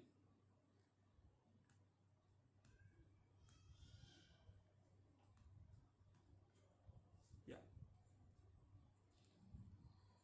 Small modular reactor. So ఇప్పుడు మనకి న్యూక్లియర్ రియాక్టర్స్ 3 రకాలు. మైక్రో, ఎస్ఎంఆర్ అండ్ లార్జ్ వచ్చేసి ఏంటంటే 700 ఇంకా దానికన్నా ఎక్కువ మెగావాట్స్ ఆఫ్ పవర్ జనరేట్ చేస్తే దాన్ని లార్జ్ అంటారు. ఎస్ఎంఆర్ ఏంటంటే మ్యాక్సిమం 300 మెగావాట్స్ పవర్ జనరేట్ చేసేది. మైక్రో ఏంటంటే మ్యాక్సిమం 10 మెగావాట్స్. సో ఇప్పుడు ఇది ఎందుకు న్యూస్లో వచ్చిందంటే నార్మల్గా మనకి ఒక భయం ఏంటి న్యూక్లియర్ రియాక్టర్తో, అసలు యాక్చువల్ అన్నిటికన్నా best nuclear reactor like nuclear energy, కానీ ఎందుకు వాడట్లేదు, ఎందుకు భయం అంటే ఎప్పుడైనా నిజంగా డిజాస్టర్ జరిగితే లైక్ చెర్నోబిల్ డిజాస్టర్ జరిగితే ఇట్ విల్ బి కటాస్ట్రోఫీ, లైక్ మానవాళి చూడని పరిణామం అవుతుంది. సో అది మంచిది కాదు. అది ఎందుకు మంచిది కాదంటే most of the reactors are very large, like పెద్ద పెద్ద న్యూక్లియర్ రియాక్టర్స్ అవన్నీ, అందుకు పేలినప్పుడు చాలా పెద్ద ఎఫెక్ట్ ఇంపాక్ట్ చూపిస్తుంది. బట్ ఇప్పుడు టెక్నాలజీ మారేసరికి ఏంటంటే చాలామంది సజెస్ట్ చేసేది ఒక చోట పెద్ద న్యూక్లియర్ రియాక్టర్ పెట్టకుండా చాలా చోట్ల చిన్న చిన్న న్యూక్లియర్ రియాక్టర్స్ పెట్టవచ్చు. So that it is very easy to maintain కూడా, అండ్ ఎలాంటి ప్రమాదాలు జరగవు. అండ్ వాటినే ఎస్ఎంఆర్ అంటారు, small modular reactor. So it's very easy to maintain, త్వరగా బిల్డ్ చేయొచ్చు అండ్ ఈజీగా మెయింటైన్ కూడా చేయొచ్చు. So these all about small modular reactor. Okay, and then ఇంకొక కాంట్రవర్సీ ఉంది, లైక్ గ్లోబల్ కాంట్రవర్సీ, దాన్ని ఫుకుషిమా న్యూక్లియర్ వాటర్ కాంట్రవర్సీ అంటారు. ఫుకుషిమా, టు సేవ్ టైం నేను ఇంకా పెన్ కలరే మార్చట్లేదు. So you can observe that, like ఏమన్నా ఉంటే you can write it on your notebook. Fukushima Fukushima nuclear water controversy. So ఇదేంటి అంటే మనకి 2011లో సునామీ వచ్చింది జపాన్లో. సో అప్పుడేమైంది, న్యూక్లియర్ రియాక్టర్ దెబ్బతిన్నది అండ్ వాడడం ఆపేశారు. తర్వాత ఏంటంటే మనకి న్యూక్లియర్ రియాక్టర్లో వాటర్ వాడతారు కదా, హెవీ వాటర్ని. సో దాన్ని స్టోర్ చేస్తూ వచ్చారు, 10 సంవత్సరాలు అయింది. అండ్ వాళ్ళ ట్యాంక్ కూడా ఫిల్ అయిపోయింది, లైక్ ఓ రకంగా లైక్ స్టోరేజ్ ఇంకా లైక్ ప్లేస్ లేదు. కాబట్టి ఏం చేశారంటే ఇంకా దీన్ని మేము పసిఫిక్ ఓషన్లో కలిపేస్తామని చెప్పేశారు. అలా చేసినప్పుడు ఏమైంది, వేరే లైక్ మిగతా కంట్రీస్ వాళ్ళు ఒప్పుకోలేదు, లైక్ అలా ఎలా చేస్తారో, ఇట్ కంటామినేట్స్ ఎవ్రీథింగ్ కదా, because it's nuclear waste water, not normal water, drinking water కాదు. అప్పుడు జపాన్ వాళ్ళు ఏమన్నారంటే వీ ఫిల్టర్డ్ ఎవ్రీథింగ్, దాదాపుగా 62 న్యూక్లియర్ వేస్ట్ మొత్తాన్ని, 62 టైప్ ఆఫ్ న్యూక్లియర్ వేస్ట్ మొత్తాన్ని తీసేసాం, ఎక్సెప్ట్ ట్రిటియం మొత్తాన్ని మేము తీసేసాము. ఇప్పుడు ట్రిటియం కూడా చాలా తక్కువ అమౌంట్ ఉంది, లైక్ సేఫ్ లిమిట్ కన్నా చాలా తక్కువ అమౌంట్ ఉంది. సో అది పెద్ద ప్రాబ్లం ఏం కాదు. అండ్ మళ్ళీ దానికోసం ట్రిటియం తీస్తే it costs a lot. So we're releasing the water అంటున్నారు, బట్ లైక్ వేరే కంట్రీ సబ్జెక్ట్ చేస్తున్నారు. So these all about Fukushima nuclear water controversy. Okay, so మనకి next topic like next current affair వచ్చేసరికి, ఇందాక కిలో పవర్ న్యూక్లియర్ రియాక్టర్ అని చెప్పే కదా స్పేస్లో, that is called a snap 10. So like ఒక చిన్న లైక్ నార్మల్గా ఒక చాలా తక్కువ like around 500 kilowatts something energy, nuclear energy తయారు చేసే రియాక్టర్ని లాంచ్ చేశారు 1965లో. తర్వాత ఏమైందంటే కనెక్షన్ పోయింది, తర్వాత like we lost the connection and all. And SNAP అంటే system for nuclear auxiliary power, పేరులోనే ఉంది, system for nuclear auxiliary power. So auxiliary additional power, like ఈ ఇంటర్నేషనల్ స్పేస్ స్టేషన్స్ వీటికి. ఇక్కడ ఫ్యూయల్ వచ్చేసి uranium. Okay, and then moderator వచ్చేసరికి zirconium hydride. And coolant వచ్చేసరికి liquid potassium and sodium alloy, liquid potassium and sodium alloy. Okay, just second, pen issues వస్తున్నాయి, స్ట్రైట్గా రావట్లేదు. Yeah, done. So ఇప్పుడు uranium గురించి చెప్పా కదా మనకి, లైక్ 2023లో బిట్ కూడా అడిగారు యురేనియం ఎన్రిచ్మెంట్ పర్సంటేజ్ గురించి. సో ఆ పర్సంటేజెస్ చెప్తాను, ఎన్రిచ్మెంట్ పర్సంటేజెస్. సో 1% కన్నా తక్కువ, లైక్ మ్యాక్స్ 1% జరిగితే ఏంటంటే ఆర్మర్స్కి వాడతారు, మన షీల్డ్స్ ఉంటాయి కదా వాటిలో వాడతారు యురేనియం ఆర్మర్స్కి. అలా కాకుండా 3 to 5% మధ్యలో ఎన్రిచ్మెంట్ జరిగితే దాన్ని light water reactor like nuclear reactors ఉన్నాయి కదా దానికి వాడతారు. అలా కాకుండా 12 to 19.75 అయితే నియర్లీ 20 అలా వేసుకుంటే మెడిసిన్స్లో వాడతారు. ఈ లైక్ క్యాన్సర్ ట్రీట్మెంట్స్ కానీ లేకపోతే వీటికి డయాగ్నోసిస్ కానీ. అలా కాకుండా 20 కన్నా ఇంకొంచెం ఎక్కువ ఎన్రిచ్మెంట్ జరుగుతుందని హై ఎన్రిచ్డ్ యురేనియం అంటారు. ఇంక ఇక్కడ నుంచి 20 కన్నా ఎబో దాటి ఇక 90కి రీచ్ అయ్యారంటే న్యూక్లియర్ వెపన్స్ ఇంకా డైరెక్ట్గా ఇంక మధ్యలో ఏం లేదు. సో ఇప్పుడు న్యూక్లియర్ ఎన్రిచ్మెంట్ అంటే ఏంటంటే జస్ట్ ఇమాజిన్ మనం వెన్నని పాల నుంచి ఎలా సపరేట్ చేస్తామో ఐసోటోప్స్ని కూడా నార్మల్ ఎలిమెంట్ నుంచి అంతే సపరేట్ చేస్తుంది. That is called centrifugation. దీని ద్వారా ఎన్రిచ్మెంట్ జరుగుద్ది. లైక్ ఎలా అంటే సెంట్రిఫ్యూగల్ మెషిన్లో యురేనియం పెట్టి దాన్ని రొటేట్ చేస్తూ ఉన్నప్పుడు ఏమైందంటే డెన్సిటీస్ డిఫరెన్స్ వల్ల ఏంటంటే ఐసోటోప్స్ సెంటర్లో ఉంటుంది. ఇప్పుడు మనం ఎంత ఎన్రిచ్మెంట్ చేస్తే అంత పర్ఫెక్ట్గా ఐసోటోప్స్ ఎక్కువ లైక్ అన్ని ఎక్కువ ఐసోటోప్స్ మనకు వస్తాయి because of that. And like దీన్నే ఎన్రిచ్మెంట్ అంటారు. సో ఇప్పుడు మనకు కొంచెం సేపు లైక్ కొద్దిసేపే దాన్ని సెంట్రిఫికేషన్ చేస్తే ఓన్లీ కొంత % ఆఫ్ యురేనియమే లైక్ ఐసోటోప్స్ కరెక్ట్గా మధ్యలో రావడం అండ్ అంతవరకు ఎన్రిచ్మెంట్ అవ్వడం జరుగుద్ది. అలా కాకుండా కంటిన్యూస్గా సెంట్రిఫికేషన్ ప్రాసెసెస్ చేస్తూ ఉంటే ఏంటంటే ఎన్రిచ్మెంట్ పర్సంటేజ్ పెరుగుద్ది ఐసోటోప్స్ ఎక్కువ రావడం వల్ల. సో దీన్ని బట్టి మనకు కావాల్సిన అప్లికేషన్ బట్టి మనం ఎన్రిచ్మెంట్ చేసుకుంటూ ఉంటాం. ఓకే. అండ్ దెన్ ఇంకో కాన్సెప్ట్ వచ్చేసి రేడియేషన్ పిల్. ఇది రష్యా ఉక్రెయిన్ ఇష్యూ వల్ల బాగా వైరల్ అయింది. బికాజ్ జప్రోజిషియా అని ఒక largest nuclear reactor in Europe ఉంది. ఓకే. సో దాన్ని కూడా రష్యా వాళ్ళు ఆక్యుపై చేసుకున్నారు. యుక్రెయిన్లో ఉంది, దాన్ని రష్యా వాళ్ళు క్యాప్చర్ చేశారు. అప్పుడు మళ్ళీ ఇంకో చెర్నోబిల్ డిజాస్టర్ జరుగుద్దేమో. చెర్నోబిల్ కూడా యుక్రెయిన్ దగ్గరే ఉంది, యుక్రెయిన్లోనే ఉంది. సో ఇంకొక ఇష్యూ జరుగుద్దేమో అనుకున్నారు. సో దాని వల్ల ఏంటంటే యాంటీ రేడియేషన్ పిల్స్ ఇచ్చారు అక్కడ జనాలకి. వీటిలో ఏంటంటే అయోడైన్ ఉంటుంది. సో ఇదేం చేసిద్ది, రేడియోయాక్టివ్ అయోడైన్ ఉంటుంది కదా, ఆ రేడియోయాక్టివ్ అయోడైన్కి ఎక్స్పోజర్ అవ్వకుండా ఉండడానికి మనల్ని ఆపుద్ది. లైక్ మన థైరాయిడ్ గ్లాండ్స్ ఉంటాయి కదా, దాన్ని ప్రొటెక్ట్ చేస్తూ లైక్ అక్కడ నుంచి వచ్చే రేడియేషన్ వల్ల మన థైరాయిడ్ గ్లాండ్స్ ఎఫెక్ట్ అవ్వకుండా ఉండడానికి హెల్ప్ చేస్తూ ఉంటుంది. So that is all about radiation పిల్. ఓకే. అండ్ ఇప్పుడు యురేనియం గురించి కనుక చూస్తే యురేనియం ఎక్కడ ఉంది బాగా ఎక్కువ, లైక్ యురేనియం రిజర్వ్స్ కనుక చూస్తే హైయెస్ట్ యురేనియం రిజర్వ్స్ వచ్చి ఫస్ట్ ఆస్ట్రేలియాలో ఉన్నాయి వరల్డ్లో.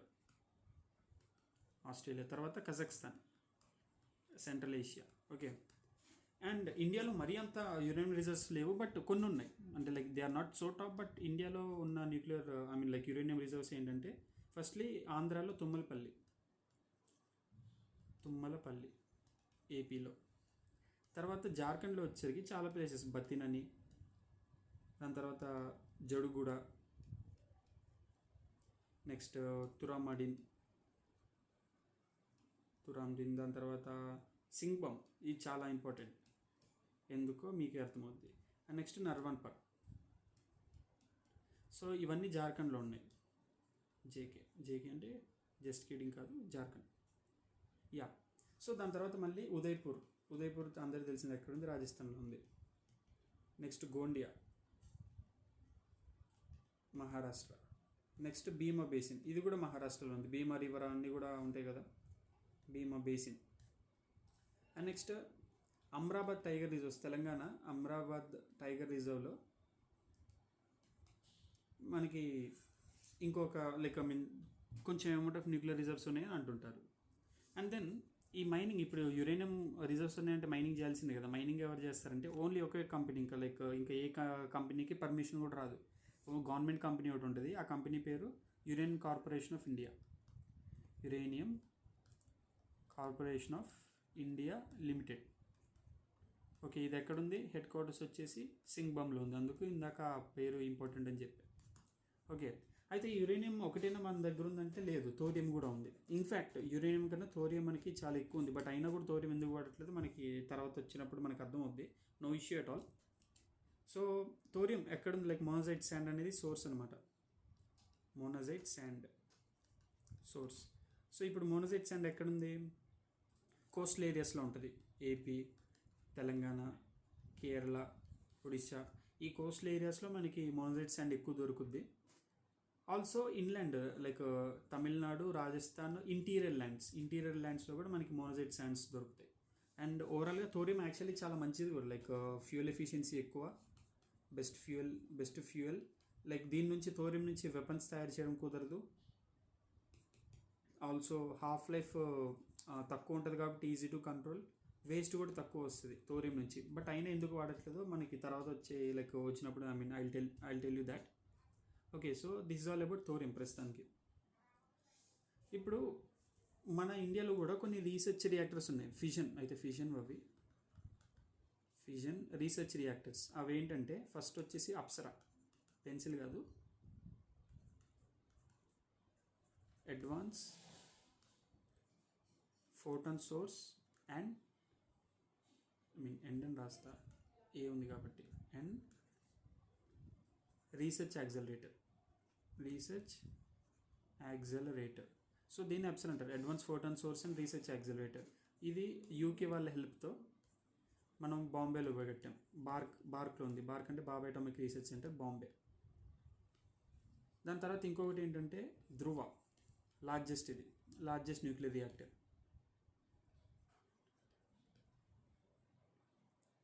రీసెర్చ్ పరంగా లైక్ లార్జెస్ట్, ఇంకా ప్రిసైజ్ చెప్పిన లార్జెస్ట్ రీసెర్చ్ రియాక్టర్ ఇండియాలో. ఇది కూడా ఎక్కడ ఉందంటే బార్క్లో ఉంది. అండ్ ప్లూటోనియం, దీని ద్వారా మనం ప్లూటోనియం తయారు చేస్తున్నాం. అండ్ ఇదే మనం వెపన్స్లో వాడతాం. వెపన్స్ గ్రేడ్ ప్లూటోనియం అంటారు దాన్ని, వెపన్స్లో వాడతాం. అండ్ దెన్ ఇంకొకటి థర్డ్ వన్ కూడా బార్క్లో ఉంది, సిరస్. ఇది కెనడా వాళ్ళది, కెనడా ప్లస్ ఇండియా ఇద్దరు కలిసి పెట్టింది. బార్క్లో ఉంది, ఇది కూడా బాంబే.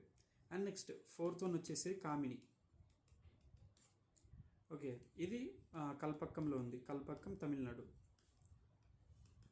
కల్పక్కంలోనే ఇంకొకటి ఉంది మనకి, పిఎఫ్బిఆర్ అంటారు దాన్ని. పిఎఫ్బిఆర్ అంటే prototype fast breeder reactor. Okay, prototype fast breeder reactor. ఇది సెకండ్ స్టేజ్ రియాక్టర్ అంటారు. ఈ స్టేజెస్ ఏంటో కూడా చెప్తాను, నో ఇష్యూ. ఓకే, ఇది ఎవరు పెట్టారంటే బావిని వాళ్ళు మెయింటైన్ చేస్తున్నారు. బావిని అనేది ఒక పిఎస్యు. సో బావిని ఫుల్ ఫామ్ ఏంటంటే భారతీయ నాభిక్య విద్యుత్ నిగమ్ లిమిటెడ్. సో బావిని భారతీయ నావిక్య విద్యుత్ నిగమ్ లిమిటెడ్. సో వీళ్ళది పిఎఫ్బిఆర్ ఉంది. ప్రోటోటైప్, పేరులో ఉంది, ఇట్స్ ప్రోటోటైప్, ఒక వర్కింగ్ మోడల్ అంతే, not complete commercial model. So prototype fast breeder reactor కల్పక్కంలో ఉంది. కల్పక్కం ఎక్కడ ఉంది? తమిళనాడులో ఉంది. సో ఇప్పుడు మనకి ఇండియాకి 3 స్టేజ్ రియాక్టర్ ఉన్నాయి, 3 phases ఉన్నాయి. 3 స్టేజ్ రియాక్టర్. ఆ స్టేజెస్ ఏంటంటే stage 1, stage 2, stage 3. So stage 1లో ఏంటంటే ప్రెషరైజ్డ్ హెవీ వాటర్ రియాక్టర్ వాడతారు. స్టేజ్ 2లో ఫాస్ట్ బ్రీడర్ రియాక్టర్ వాడతారు. స్టేజ్ 3లో థోరియం బేస్డ్ రియాక్టర్ వాడతారు. Pressurised heavy water reactor, fast breeder reactor and thorium based reactor. So ఇనీషియల్గా ఏంటి, uranium-235 అనే ఫ్యూయల్ని వాడతారు. ఓకే, సో uranium-235 సెంటర్లో ఉంటుంది, ఎడ్జస్ట్లో uranium-238 ఉంటుంది. దీన్ని న్యూట్రాన్తో కొలైడ్ చేస్తారు బొంబార్డ్ చేసినప్పుడు. అదేమొద్దంటే ప్లూటోనియంని ఫామ్ చేస్తుంది ఓవరాల్గా. ఓకే, ఇప్పుడు ప్లూటోనియం ఇక్కడ నుంచి మనకి second stage nuclear reactor start అవుతుంది, రైట్? సో ఈ సెకండ్ స్టేజ్ న్యూక్లియర్ రియాక్టర్లో ప్లూటోనియంని మళ్ళీ ఇంకొక న్యూక్లియర్ రియాక్టర్ లైక్ ఒక న్యూట్రాన్తో బాంబార్డ్ చేసినప్పుడు మనకి ఇంకా చైన్ రియాక్షన్ కంటిన్యూ అవుతూ ఉంటుంది. జస్ట్ ఇక్కడ ప్లస్ అని రాస్తాం. మళ్ళీ యురేనియం యురేనియం సంబంధించి uranium-238 రావడం, దీన్ని సెంట్రిఫికేట్ చేసాక మళ్ళీ కొలైడ్ చేయడం. ఇక సెకండ్ స్టేజ్లో ఏంటంటే మనకి ఇలా సైకిల్ రియాక్షన్ అనేది జరుగుద్ది. సో మనం ఏంటంటే ఫస్ట్ స్టేజ్ అయిపోయి సెకండ్ స్టేజ్లోకి ఎంటర్ అవ్వబోతున్నాం. And that's why it is called as prototype fast breeder reactor. Okay, and తర్వాత థర్డ్ స్టేజ్లో థోరియం వాడతాం, థోరియం యాజ్ ఎ ఫ్యూయల్. అందుకే దాన్ని థోరియం బేస్డ్ రియాక్టర్ అంటారు. సో ఇక్కడ ఏంటంటే థోరియంని సెంటర్లో ఉంచి లైక్ మధ్యలో కోర్లో, దీన్ని కోర్ అంటారు, దీనిలో uranium-233 వాడతాం. ఓకే. సో ఇప్పుడు కొలైడ్ అయ్యేది ఏంటి? న్యూట్రాన్ అనేది కొలైడ్ అవ్వడానికి లైక్ థోరియంతో కొలైడ్ అవుద్ది, న్యూక్లియర్ ఫ్యూజన్ అనేది జరుగుద్ది. బట్ ఫ్యూయల్ ఇక్కడ యురేనియం-233.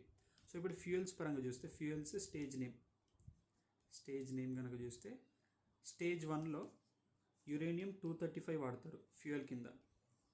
స్టేజ్ 2లో ప్లూటోనియం-239, అంటే సెంటర్లో ఏదో ఉంటుందో అదే ఫ్యూయల్. ఓకే. అండ్ థర్డ్ స్టేజ్లో లైక్ థోరియం బేస్డ్ రియాక్టర్లో యురేనియం-233 వాడతారు. So these all about like stages. అందుకే మనకి ఇంకా థర్డ్ స్టేజ్లోకి ఎంటర్ కాలేదు కాబట్టి థోరియం బేస్డ్ రియాక్టర్స్ లేవు మన దగ్గర. ఓకే.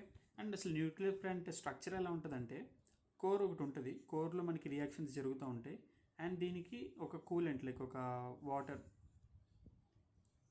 అండ్ ఇందులోని కూలింగ్ రాడ్స్ ఇలా ఉంటాయి. అంటే లైక్ ఎగ్జాక్ట్గా గీసినట్టు ఉండదు, కొంచెం నీట్గా అండ్ ప్రాపర్గా అరేంజ్ చేసి ఉంటాయి. I'm very bad at drawing, so please. So ఇప్పుడు వాటర్ అనేది లైక్ దీన్ని లైక్ ఇక్కడ లోపల కోర్లో ఇక్కడ రియాక్షన్ జరుగుతుంది కదా, రియాక్షన్ జరిగి వీటిని కంట్రోల్ రాడ్స్ అంటారు. కంట్రోల్ రాడ్స్ ఎందుకు? న్యూట్రాన్ స్పీడ్ని తగ్గించడానికి. మోడరేటర్స్ ఎందుకు? న్యూట్రాన్స్ని అబ్జర్వ్ చేసుకోవడానికి. రెండింటి డిఫరెన్స్ ఉంది. సో స్పీడ్ని తగ్గిస్తూ పెంచుతూ వాళ్ళకి కావాల్సిన స్పీడ్లో వాళ్ళకి కావాల్సిన విధంగా లైక్ రియాక్షన్ చేసుకుంటారు. అండ్ నెక్స్ట్ రియాక్షన్ అప్పుడు ఎక్కువ ఎనర్జీ వస్తుంది కదా, సో దాన్ని కూల్ చేయడానికి వాటర్ పంపిస్తారు. వాటర్ పంపించినప్పుడు ఏమవుద్ది, ఇక్కడ నుంచి ఇలా వాటర్ పంపించినప్పుడు ఇది ఇక్కడ చాలా హీట్ ఉంటుంది కాబట్టి వాటర్ కూల్ చేసిన ప్రాసెస్లో అది ఆవిరైపోద్ది. ఆవిరైపోయి ఆ స్టీమ్ అనేది ఇలా బయటికి లైక్ ఇక్కడ జస్ట్ సెకండ్ ఇలాగా మనకి ఇక్కడ టర్బైన్ కనెక్ట్ అయి ఉంటుంది.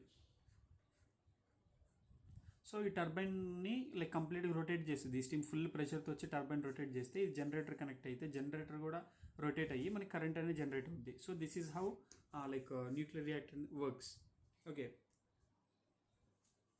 అండ్ ఇప్పుడు మనం కొన్ని nuclear energy related important organisations గురించి మాట్లాడుకుందాం. ఓకే. Nuclear power organisations.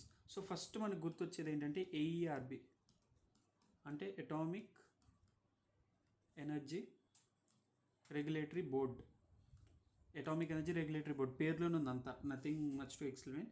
ఇది ఎప్పుడు ఫామ్ చేసినట్టు 1962లో as per atomic energy act. Atomic energy act. Okay. So atomic energy regulatory board as a told you atomic energy act కింద వచ్చిందని చెప్పే కదా, 1962లో ఫామ్ చేశారు. రైట్. సో ఇది ఎందుకు చేశారంటే ఆబ్వియస్లీ లైక్ మనకి ఉన్న అటామిక్ మెటీరియల్స్ కానీ లేకపోతే అటామిక్ ఎనర్జీ ఒక ప్రాపర్ వేలో ఉండాలి, లేకపోతే మిస్యూజ్ అవుతుంది కాబట్టి దాన్ని కంట్రోల్ చేయడానికి ఒక బోర్డ్ని ఫామ్ చేశారు. ఓకే. అండ్ ఈ బోర్డు ఎవరు ఫామ్ చేస్తారంటే సెటప్ బై ప్రెసిడెంట్. ఇది గుర్తుంచుకోవాలి, సెటప్ బై ప్రెసిడెంట్. అండ్ మన రేడియో యాక్టివ్ మెటీరియల్స్ ఇవన్నీ ఉన్నాయి కదా, యూసేజ్ ఎలా ఉండాలి ఇదంతా కూడా వీళ్ళే రెగ్యులేట్ చేస్తారు. Okay. So AERB like atomic energy regulatory board గురించి చెప్పేసాం కదా. అండ్ ఇది లైక్ అటామిక్ ఎనర్జీ యాక్ట్ 1962 కింద ఫామ్ చేశారు. అండ్ ఇది 1983లో లైక్ ఐ థింక్ 1960 రాసినట్టున్నా 1983లో ఫామ్ చేశారు. ఓకే. దాని తర్వాత మనకి ఇంకొక న్యూక్లియర్ ప్లాంట్ గురించి ఉంది, అదేంటంటే రుప్పూర్ న్యూక్లియర్ ప్లాంట్. ఇది ఇండియాలో లేదు. రుప్పూర్ న్యూక్లియర్ ప్లాంట్ బంగ్లాదేశ్లో ఇండియా ప్లస్ రష్యా వీళ్ళిద్దరు కలిసి లైక్ బంగ్లాదేశ్లో పెడదామని ప్లాన్ చేస్తున్నారన్నమాట. ఓకే. అండ్ దెన్ మనకి రష్యాలో ఒక ఫేమస్ న్యూక్లియర్ రియాక్టర్ ఉంది, అది చెప్పుకోవాలి మనం. అది world's first floating nuclear reactor. Okay. అది ఎక్కడుందంటే రష్యాలో ఉంది, అకాడమిక్ అండ్ లోమోనోసోవ్. రష్యాలో అకాడమిక్ అండ్ లోమోనోసోవ్. ఓకే. ఇక్కడ ఫస్ట్ న్యూక్లియర్ రియాక్టర్ అనేది ఉంది రష్యాలో. అండ్ దెన్ ఇంకొక బాడీ వచ్చేసి NCA అంటే న్యూక్లియర్ కమాండ్ అథారిటీ. సో ఇప్పుడు లైక్ ఇది కొంచెం ఇంట్రెస్టింగ్ ఉంటుంది, ఎందుకంటే మనకి న్యూక్లియర్ పవర్ న్యూక్లియర్ కంట్రోల్ అంతా మిలిటరీ చేతిలో ఉండదు, పొలిటికల్ పవర్ చేతిలో ఉంటుంది. బికాజ్ మిలిటరీ చేతిలో ఉంటే like it could be like some many other countries where they can use it directly, like సడన్గా వాడడం ఇలా జరుగుద్ది. బట్ ఒక పొలిటికల్ పవర్ ఉన్నప్పుడు ఏంటంటే కొన్ని ప్రోటోకాల్స్ ఫాలో అయ్యి అది అవసరమైతేనే we use it, or else like it will be mostly in peaceful hands. So అందుకు ఎన్సీఏని ఈ విధంగా లైక్ న్యూక్లియర్ కమాండ్ అథారిటీని ఈ విధంగా అరేంజ్ చేశారు. సో దట్ లైక్ ఎలా అంటే దీన్ని 2 విధాలుగా డివైడ్ చేశారు ఎన్సీఏని కూడా. లైక్ ఇందులో 2 బాడీస్ ఉన్నట్టు. ఒకటి ఏంటంటే పొలిటికల్ కౌన్సిల్, ఇంకోటి వచ్చేసి ఎగ్జిక్యూటివ్ కౌన్సిల్. సో ఇప్పుడు పొలిటికల్ కౌన్సిల్ హెడ్ ఎవరంటే పిఎం హెడ్ దీనికి. ఎగ్జిక్యూటివ్ కౌన్సిల్ హెడ్ వచ్చేసి ఎన్ఎస్ఏ, నేషనల్ సెక్యూరిటీ అడ్వైజర్. అంటే ఇప్పుడు లైక్ ఇప్పుడు అజిత్ దోవల్ ఉన్నారు కదా, అలాగా నేషనల్ సెక్యూరిటీ అడ్వైజర్ వీళ్ళు హెడ్ అనమాట. ఓకే, అండ్ దెన్ వీళ్ళు డెసిషన్స్ తీసుకుంటారు. వీళ్ళిద్దరు కలిసి డెసిషన్స్ తీసుకుంటే ఇంప్లిమెంట్ చేసేది ఎవరంటే ఎస్ఎఫ్సి అంటారు, strategic force command. Strategic force command. Okay, so వీళ్ళు లైక్ ఎంటైర్గా న్యూక్లియర్ వెపన్ రెస్పాన్సిబిలిటీ లైక్ ఈ విధంగా డిస్ట్రిబ్యూట్ అయ్యి ఉంటుంది. ఓకే, అండ్ దాని తర్వాత మనకి ఎన్బిఆర్ ఉంది, ఎన్ఆర్బి. ఎన్ఆర్బి అంటే ఏంటి? Nuclear recycle board. పేరులో ఉంది కదా, రీసైకిల్ చేస్తారు నార్మల్గా న్యూక్లియర్ వేస్ట్ కానీ లేకపోతే వాటర్ ఇవన్నీ ఉన్నాయి కదా, న్యూక్లియర్ వాటర్ ఇవన్నీ. సో వీటిని లైక్ మేనేజ్ చేయడం, రీసైకిల్ చేయడం చేస్తారు. అండ్ ఎవరి కింద ఉంటుంది అంటే ఇది భారత్ సేఫ్టీ కౌన్సిల్ కింద ఉంటుంది. ఓకే, దాని తర్వాత మనకి ఏఈసి ఉంది, atomic energy commission, AEC. So దీనికి హెడ్ ఎవరంటే పిఎం ఉంటారు. And department of atomic energy like దీంతో వర్క్ చేస్తూ ఉంటుంది. సో ఇది బేసిక్గా దేనికోసం అంటే న్యూక్లియర్ రీసెర్చ్ కోసం అటామిక్ ఎనర్జీ కమిషన్ అనేది. సో 5 రీసెర్చ్ సెంటర్స్ కూడా దీనికి వర్క్ చేస్తూ ఉంటాయి. 5 రీసెర్చ్ సెంటర్స్. 5 రీసెర్చ్ సెంటర్స్ ఏంటంటే ఫస్ట్లో బార్క్ ఉంటుంది, ముంబైలో ఉంది. సెకండ్ వచ్చేసి Indira Gandhi centre for atomic research, Indira Gandhi centre for atomic research. Okay, Indira Gandhi centre for atomic research, దీన్ని షార్ట్ ఫామ్లో IGCAR. ఇది ఎక్కడుందంటే కల్పక్కంలో ఉంది. ఆల్ రైట్, తర్వాత థర్డ్ది RR capped, Raja Ramanna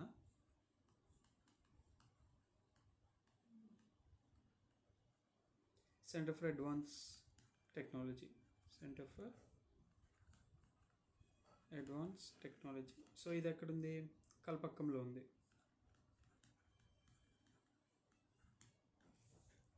and next మనకి ఇంకోటి ఫోర్త్ది వచ్చేసి కోల్కతాలో విఈఆర్సి. విఈఆర్సి అంటే వేరియబుల్ ఎనర్జీ సైక్లోట్రాన్ సెంటర్. అక్కడే కదా సైక్లోన్ 30 ఉంది. Variable energy cyclotron centre VERC ఎక్కడుంది? కోల్కతాలో ఉంది. ఫిఫ్త్ వన్ వచ్చేసి ఏఎండి.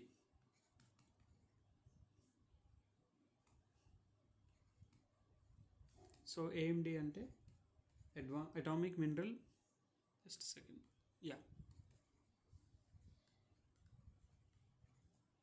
Directorate for exploration. ఇది మళ్ళీ మనం మినరల్స్ వచ్చినప్పుడు ఈ ఆర్గనైజేషన్ వస్తుంది, అటామిక్ మినరల్ డైరెక్టరేట్ ఎక్స్ప్లోరేషన్. మర్చిపోయాను, atomic mineral directorate for exploration. ఇది ఎక్కడుంది? హైదరాబాద్లో ఉంది, ఏఎండి. సో ఈ 5 పనిచేస్తుంటాయి అటామిక్ ఎనర్జీ కమిషన్తో, ఏఈసి. ఓకే, అండ్ తర్వాత మనకి కొన్ని ఇంపార్టెంట్ కంపెనీస్ కనుక చూస్తే PSUs, atomic energy like department of atomic energy. Just second,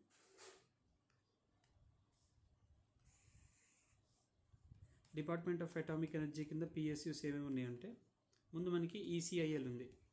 ECIL అంటే electric corporation of India limited. ఎక్కడుంది? హైదరాబాద్లో ఉంది. ఈ ఈవీఎం మ్యానుఫ్యాక్చర్ ఇవన్నీ ఉన్నాయి కదా, లిథియం ఇదంతా లైక్ ఇవే చెక్ చేసుకుంటూ ఉంటుంది.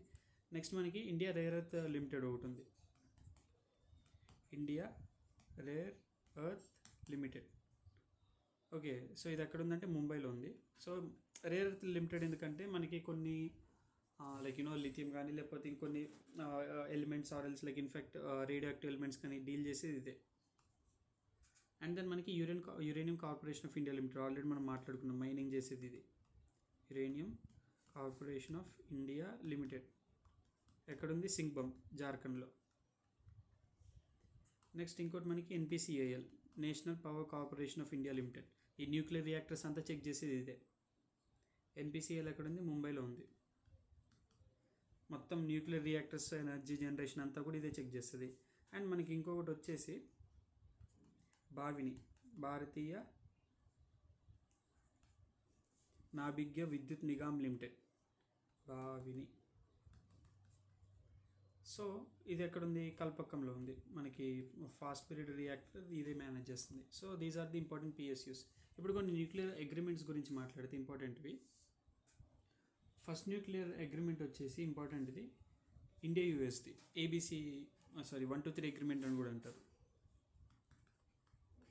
ఇండియా యూఎస్ 2005లో దీన్నే 1, 2, 3 అగ్రిమెంట్ అని కూడా అంటారు. సో ఇదేంటంటే మనకి 2004లో మనం 1998లో మనకి 5 మిజైల్ టెస్ట్ అనేది చేసాం. దాని పేరు మిషన్ ఆపరేషన్ శక్తి. అది చేశాక 2004లో మనకి న్యూక్లియర్ పాలసీ రిలీజ్ చేసాం, సేయింగ్ దట్ మనకి we use nuclear weapons for peaceful, nuclear energy for peaceful purposes. And then దాని తర్వాత no first use policy, saying that మనం వేరే వాళ్ళ న్యూక్లియర్ వెపన్తో అటాక్ చేస్తే తప్పించి మనం రిటాలియేట్ చేయం, మనం తిరిగి అటాక్ చేయం. So these are the important things in Indian nuclear policy. తర్వాత అప్పుడు అది రిలీజ్ చేశాక 2005లో యూఎస్ఏ వచ్చి ఇండియాతో ఒక డీల్ కుదుర్చుకుంది, saying that okay now will be on same line, so that ఒక అగ్రిమెంట్ తీసుకొని we will allow you to continue with the nuclear weapons and all, and also you need to be very peaceful and very mindful in using the nuclear weapons. So దానికోసం ఈ అగ్రిమెంట్ని sign చేయమని చెప్పి 1, 2, 3 agreement అని ఉంటుంది, అది sign చేశారు. And ఇది first time India USA కలిసి సివిల్ న్యూక్లియర్ అగ్రిమెంట్ సైన్ చేశారు. It is a civil nuclear agreement. Okay, so నార్మల్గా ఈ న్యూక్లియర్ అగ్రిమెంట్ ప్రకారం ఏంటంటే సివిల్ పర్పస్ సపరేట్గా అండ్ మిలిటరీ పర్పస్ సపరేట్గా న్యూక్లియర్ ఎనర్జీ అలొకేషన్స్ ఉంటాయని ఇవన్నీ వీటి కింద వచ్చింది అగ్రిమెంట్ కింద. ఓకే, అండ్ ఈ కండిషన్స్ ఏంటంటే అగ్రిమెంట్లో కండిషన్స్ ఏంటంటే ఇప్పుడు వన్స్ ఒకసారి ఈ అగ్రిమెంట్ సైన్ చేస్తే IAEA, international atomic energy agency, వీళ్ళు వచ్చి ఓపెన్ ఇన్స్పెక్షన్ చేసుకోవచ్చు, న్యూక్లియర్ రియాక్టర్ ఎలా వాడుతున్నారు, ఎంత న్యూక్లియర్ ఎనర్జీ ప్రాపర్గా వాడుతున్నారా లేదా అనేది. సో ఇది వచ్చేసి IAEA ఏంటంటే it's not UN organisation, but report చేస్తుంది దానికి. ఓకే, అండ్ దీని పర్పస్ ఏంటంటే peaceful purpose of nuclear energy.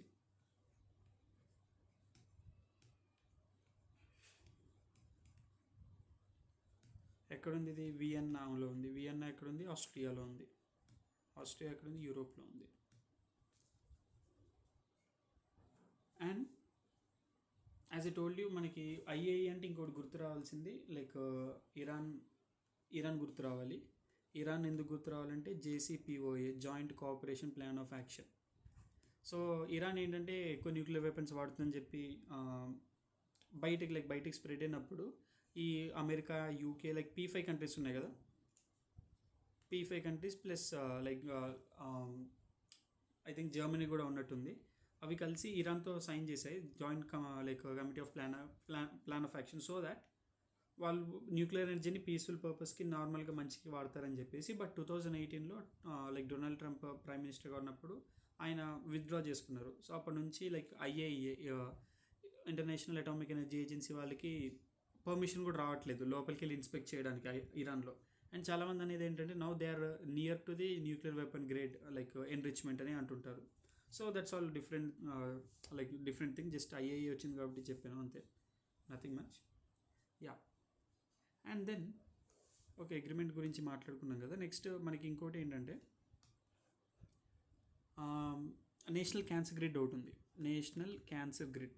So ఇదేంటంటే నార్మల్గా ఇండియాలో ఉన్న క్యాన్సర్ హాస్పిటల్స్ అన్నీ ఉంటాయి కదా, అవన్నీ కలిపి ఒక కనెక్టివిటీ ఉన్నట్టు ఒక నెట్వర్క్, అన్నీ కలిపి ఒక నెట్వర్క్ ఉంటుంది. సో దట్ టెక్నాలజీ ట్రాన్స్ఫర్ కానీ ఇన్ఫర్మేషన్ షేరింగ్ కానీ ఇదంతా జరుగుద్ది.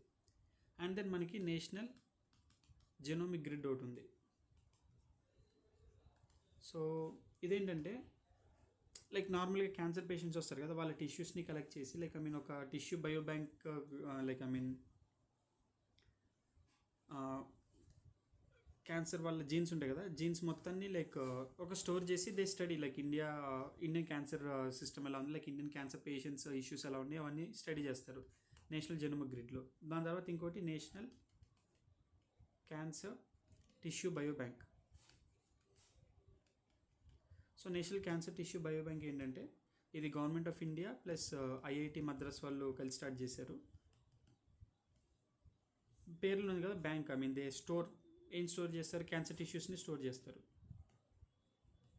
ఫర్ ఫర్దర్ రీసెర్చ్ కానీ స్టడీ పర్పస్ కానీ దేనికైనా కూడా.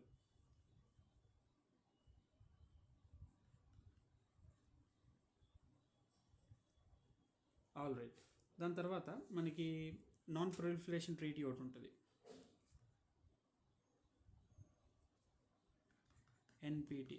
ఎన్పిటి అంటే ఏంటంటే లైక్ ఇది కోల్డ్ వార్ లైక్ ఆ టైం. దాని తర్వాత మనం ఎలా చెప్పాలంటే I will tell you with historical background. మనకి నాన్ ప్రొలిఫరేషన్ ట్రీటీ ఏంటంటే అప్పట్లో కోల్డ్ వార్ ఇవన్నీ జరిగేవి కదా.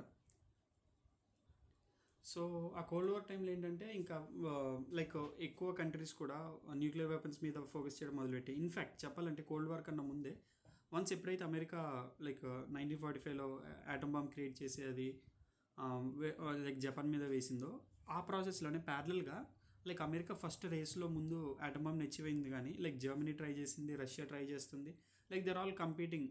ఒక ఆర్మ్స్ రేస్ అనేది పెరగబోతుంది. సో వన్స్ ఎప్పుడైతే ఆటమ్ బాంబ్ వేసారో దాని తర్వాత లైక్ ఆ ఇంపాక్ట్ని చూసారో, లైక్ ప్రతి కంట్రీ లైక్ ప్రతి టాప్ కంట్రీ వాళ్ళ దగ్గర న్యూక్లియర్ వెపన్ ఉండాలని ఫిక్స్ అయిపోయారు. బికాస్ ఇప్పుడు నార్మల్గా ఒక కంట్రీ దగ్గర ఎక్కువ వెపన్స్ ఎక్కడైతే ఉంటుందో అదే కదా అల్టిమేట్లీ పవర్ఫుల్ అయ్యేది ఆ టైంలో. సో ఇప్పుడు అమెరికా దగ్గర ఉంది కాబట్టి డెఫినెట్గా మన దగ్గర ఉండాలని చెప్పి రష్యా వాళ్ళు, అండ్ అలాగే జర్మనీ లైక్ అప్పట్లో before world war II ending Germany was also very powerful country. So వాళ్ళు కూడా వెపన్స్ ట్రై చేయడం కానీ ఇలాగ ఆర్మ్స్ రేస్ ఇంకా పెరిగిపోతుంది. సో 1966లో ఐ థింక్ 1968లో ఏంటంటే నాన్ ప్రొలిఫరేషన్ ట్రీటీ అని ఒక ఫామ్ తీసుకొచ్చి ఇప్పటి వరకు ఎవరైతే న్యూక్లియర్ వెపన్స్ ఉన్నాయో వాళ్ళు ఇంకా అప్పటితో ఆపేస్తారు. అండ్ కొత్తగా కంట్రీస్ ఎవరు లైక్ న్యూక్లియర్ వెపన్స్ని తయారైతే చేయకూడదు అని చెప్పేసి ఒక ట్రీటీ అనమాట ఇది, non proliferation treaty. And India sign చేయలేదు ఇది దీనికి. ఓకే. అండ్ ఇప్పుడు నాన్ ప్రొలిఫరేషన్ ట్రీటీలో ఎవరెవరు ఉన్నారో ఎలా పార్ట్స్కి డివైడ్ చేశారంటే, ఫస్ట్లీ నాన్ ప్రొలిఫరేషన్ ట్రీటీ చేసిన వాళ్ళు ముందు యుఎన్ఎస్సి వాళ్ళు ఉన్నారు. యుఎన్ఎస్సి P5 మెంబర్స్ ఉంటారు కదా వాళ్ళు, లైక్ న్యూక్లియర్ వెపన్ కంట్రీస్ ఉంటాయి కదా, లైక్ చైనా కానీ యూఎస్ఏ కానీ రష్యా కానీ వీళ్ళంతా ఉన్నారు.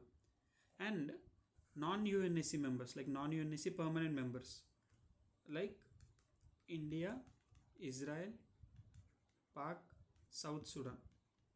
సో వీళ్ళ దగ్గర న్యూక్లియర్ వెపన్స్ ఉన్నాయి. యుఎన్ఎస్సి మెంబర్స్ దగ్గర న్యూక్లియర్ వెపన్స్ ఉన్నాయి. అయితే ఈ యుఎన్ఎస్సి వాళ్ళు ఉన్నారు కదా, వీళ్ళు సైన్ చేశారు. బట్ వీళ్ళు India, Israel, Pakistan, South Sudan sign చేయలేదు. నార్త్ కొరియానేమో ముందు సైన్ చేసింది, తర్వాత మళ్ళీ విత్డ్రా చేసేసుకుంది. ఓకే. ఎందుకు ఇండియా సైన్ చేయలేదంటే, ఇండియా పక్కన ఇటు పాకిస్తాన్ ఇటు చైనా ఇద్దరి దగ్గర న్యూక్లియర్ వెపన్స్ ఉన్నాయి. ఇప్పుడు ఇండియా కనుక సైన్ చేస్తే న్యూక్లియర్ వెపన్స్ తయారు చేయలేదు కదా, దాట్స్ వై. సో ఈ విషయం గుర్తుంచుకోండి. This all about nuclear like non proliferation treaty.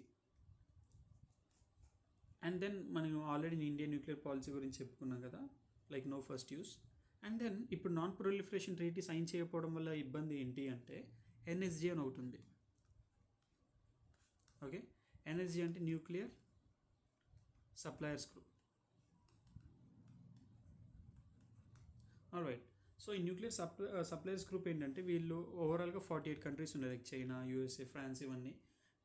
ఈ వరల్డ్లో ఉన్న nuclear trade like nuclear elements ఉంటాయి కదా, న్యూక్లియర్ మెటీరియల్స్ లైక్ యూరేనియం ఇవన్నీ, ఆ ట్రేడ్ అంతా కూడా లైక్ వీళ్ళు మానిటర్ చేస్తూ రెగ్యులేట్ చేస్తూ ఉంటారు. అండ్ ఇండియా కనుక ఎన్ఎస్జీలో మెంబర్ అయితే ఇండియాకి ఒక అప్పర్ హ్యాండ్ వస్తుంది. సో దట్ ట్రేడ్లో ఇది కూడా పార్టిసిపేట్ చేస్తూ like India can also take decisions. India can also be the part of decision making regarding nuclear energy in the world.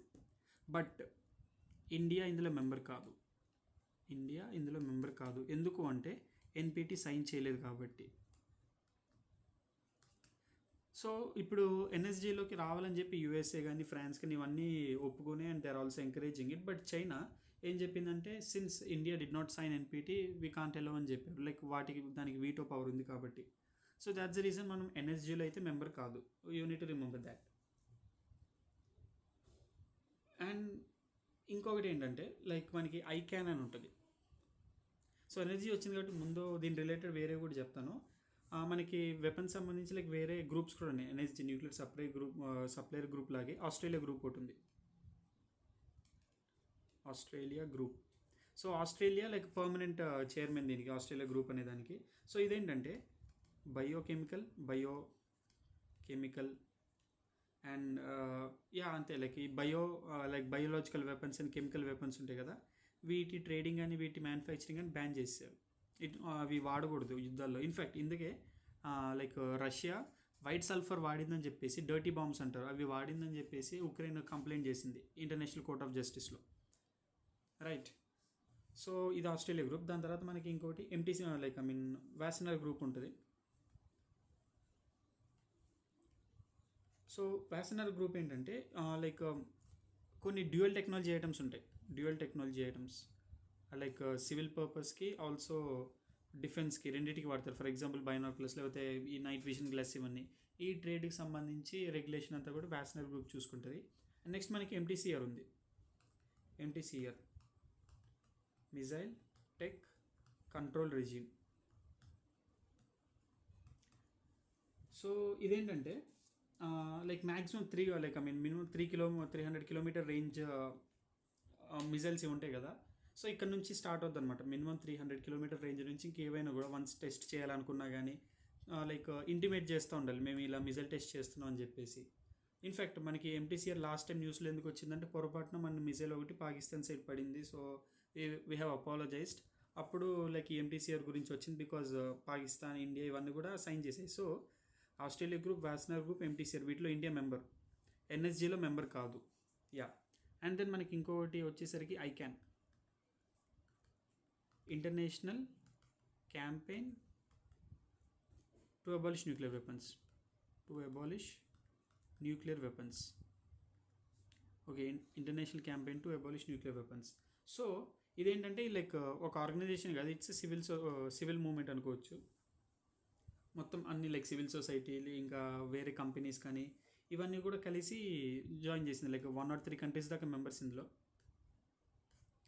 వీళ్ళంతా కలిసి టీపీఎన్డబ్ల్యూ అని ఒకటి తయారు చేశారు. టీపీఎన్డబ్ల్యూ అంటే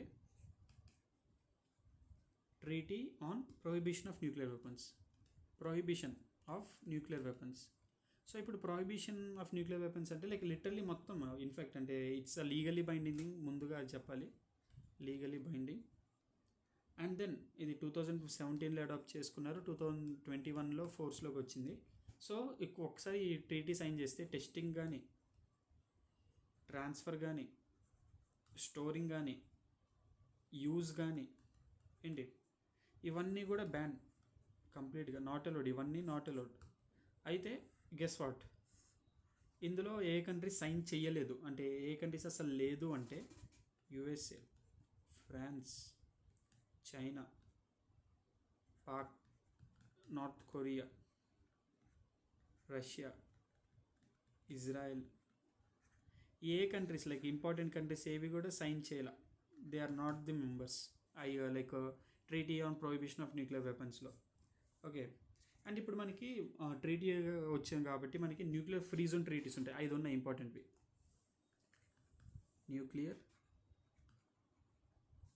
ఫ్రీ జోన్ ట్రీటీస్. సో ముందుగా ఫస్ట్ది ఏంటంటే అంటార్క్టికాలో కానీ స్పేస్లో కానీ మనం ఎక్కడ న్యూక్లియర్ వెపన్స్ని వాడకూడదు. రైట్. సో ఇప్పుడు న్యూక్లియర్ ట్రీటీస్ ఇంపార్టెంట్ ఏంటంటే ముందుగా treaty of రరతోంగా,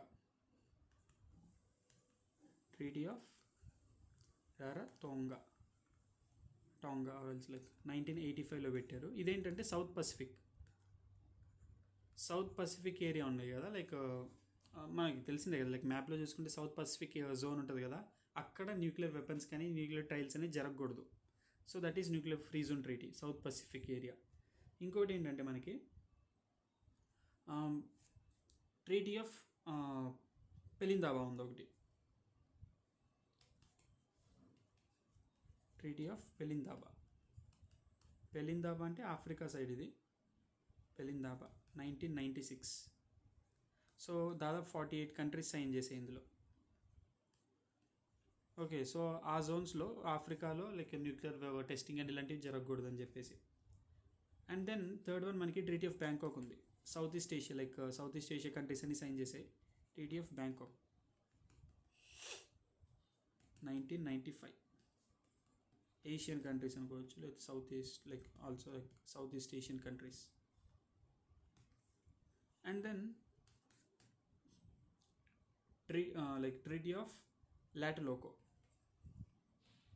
treaty of Tlatelolco 1967లో. ఇది కరేబియన్ ఐలాండ్స్ ఉన్నాయి కదా, జమైకా ఇలావన్నీ, అక్కడ న్యూక్లియర్ టెస్టింగ్ అలాంటివి జరగకూడదని చెప్పేసి కరేబియన్ ఏరియాలో ట్రీటీ ఆఫ్ లాటెలోకో ఉంది. అండ్ నెక్స్ట్ ఇంకోటి ఏంటంటే మనకి ట్రీటీ ఆఫ్ సెమీ పలాంతిస్క్ ఉంది. Treaty of Semipalatinsk. So ఇది ఎప్పుడు 2006లో. సెంట్రల్ ఏషియా ఏరియా ఉంది కదా, ఆ ఏరియాలో లైక్ న్యూక్లియర్ టెస్ట్ అనేది జరగకూడదు, న్యూక్లియర్ వెపన్స్ వాడకూడదు అని చెప్పేసి న్యూక్లియర్ ఫ్రీ జోన్ ట్రీటీ ఇది. ఓకే, అండ్ దెన్ మనకి అవుటర్ స్పేస్ ట్రీటీ ఒకటి ఉంటుంది. స్పేస్లో వచ్చినప్పుడు ఇంకా కొంచెం మాట్లాడుకుందాం దీని గురించి. సో న్యూక్లియర్ పాయింట్ ఆఫ్ వ్యూలో చూసుకుంటే ఏంటంటే న్యూక్లియర్ వెపన్స్ని అక్కడ లాంచ్ చేయడం కానీ న్యూక్లియర్ టెస్ట్గా స్పేస్లో కానీ చేయకూడదు. No nuclear test in space. Space అందరిది అలా అని చెప్పి ఒక్కరిది కాదు. 1967లో లైక్ ఇది సైన్ చేస్తారు. ఇండియా కూడా మెంబర్ అయ్యింది ఇందులో. ఓకే, సో మనకి ఇంకోటి ఏంటంటే పారోస్ అని ఒకటి ఉంది. పారోస్ ఏంటంటే prevention of arms race in outer space. Prevention of arms race in outer space, ఇది యుఎన్ రెజల్యూషన్. ఇది పాస్ చేద్దాం అనుకున్నారు, అంటే లైక్ ఇంకా పాస్ కాలేదు. యుఎన్ అపోజ్ చేసింది, సారీ యుఎస్ఏ అపోజ్ చేసింది. సో ట్రీటీ అయితే పాస్ కాలేదు, but I mean like prevention of arms race in outer space, PAROS, just idea కోసం చెప్పాను. అండ్ నెక్స్ట్ మనకి India Pak separate nuclear agreement ఉంది. ఇండియా పాక్ ఏంటంటే ఒకళ్ళు న్యూక్లియర్ ఇన్స్టాల్మెంట్స్ మీద ఇంకోళ్ళు అటాక్ చేయరని చెప్పేసి. No attack on nuclear installments, also dams మీద కానీ ఇంకా వీటి మీద అటాక్ చేయరని చెప్పేసి మనకి అగ్రిమెంట్ ఉంటుంది అన్నమాట. ఓకే, అండ్ దెన్ మనకి 11th మే నేషనల్ టెక్నాలజికల్ డే అంటారు. నేషనల్ టెక్ డే, 11th మే నేషనల్ టెక్నాలజికల్ డే. ఎందుకంటే పోఖ్రాన్ టెస్ట్ 1968 అనుకుంటా, 1968లో మనకి పోఖ్రాన్ టెస్ట్ జరిగింది. పోఖ్రాన్ టెస్ట్, దీని ఆపరేషన్ స్మైలింగ్ బుద్ధ అంటారు. అండ్ ఈ టెస్ట్ జరిగాకే, పోఖ్రాన్ టెస్ట్ జరిగాకే మొత్తం వరల్డ్ కంట్రీస్ అని ఒక్కసారిగా ఉలిక్కిపడి ఎన్ఎస్జీని ఫామ్ చేశారు. సో దట్ తర్వాత ఇంక వేరే కంట్రీస్ లైక్ ఇలా జరగకూడదని చెప్పేసి. ఓకే, అందుకు 11th మే మనం నేషనల్ టెక్నాలజికల్ డే అంటారు. Next February 28 national science day.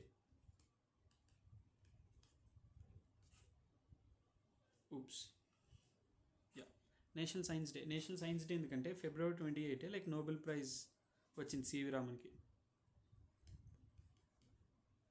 ఎందుకు? రామన్ ఎఫెక్ట్ కనుక్కున్నారు ఆయన. రామన్ ఎఫెక్ట్ అంటే లైక్ కలర్ ఎలా మనకు కనపడుద్ది, ప్రతిది ఎందుకు కలర్లో కనపడుద్ది, లైక్ బికాజ్ మనం లైక్ 7 కలర్స్ ఉంటాయి కదా విబ్జియర్, లైక్ వైట్ లైట్లో, సన్ నుంచి వచ్చే వైట్ లైట్లో డిఫ్యూజ్ చేస్తే 7 కలర్స్ ఉంటాయి విబ్జియర్, వేవ్ లెంత్ బట్టి డివైడ్ అయి ఉంటాయి. సో ఇప్పుడు ఒక ఆబ్జెక్ట్ అనేది for example take green leaf, అది గ్రీన్ కలర్లోనే ఎందుకు ఉంది? గ్రీన్ బికాస్ మిగిలిన అన్ని కలర్స్ లైక్ విబ్జిఆర్లో ఉన్న మిగతా అన్ని కలర్స్ ఉన్నాయి కదా, violet, indigo, blue, green, yellow, orange, రెడ్లో గ్రీన్ మినహాయించి మిగతా 6 కలర్స్ని అబ్జర్వ్ చేసుకుని గ్రీన్ ఒకటి ఎమిట్ చేస్తూ ఉంటుంది. అందుకు మనకి అది గ్రీన్ కలర్లో ఉంటుంది. ఇప్పుడు అది అబ్జర్వ్ చేసుకునే బట్టి కొన్నిసార్లు వేరే కలర్స్ మిక్స్ అవ్వడం వల్ల డిఫరెంట్ కలర్స్ కూడా మనకు వస్తుంటాయి. So this what like nearly this what Raman effect is. Okay. So ఆయనకి నోబెల్ ప్రైజ్ వచ్చినందుకు February 28 నేషనల్ సైన్స్ డే కింద ప్రకటించారు. అండ్ మనకి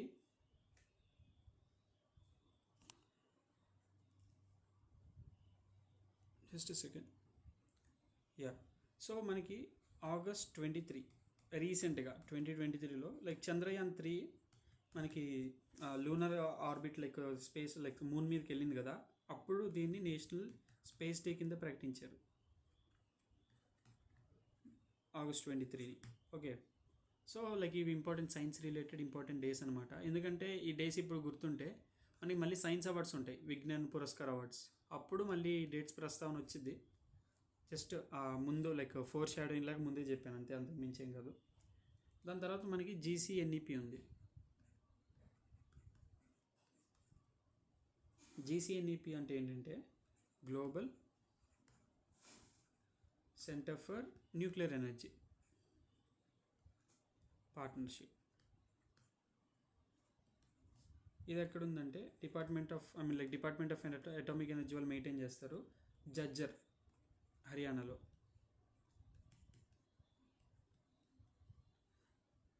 సో ఇది ఎందుకు global centre for nuclear energy partnership main purpose ఏంటంటే రీసెర్చ్ అండ్ డెవలప్మెంట్ కోసం. ఓకే. లైక్ న్యూక్లియర్ ఎనర్జీ ఇంకా ఎలా ఎన్హాన్స్ చేస్తాం ఇదంతా కూడా. So this all about entire nuclear energy. Okay. ఇంకేమైనా అప్డేట్స్ ఉన్నా ఐ ల్యాడ్. ప్రస్తుతానికైతే this all the thing. So I hope it help you all. Thank you.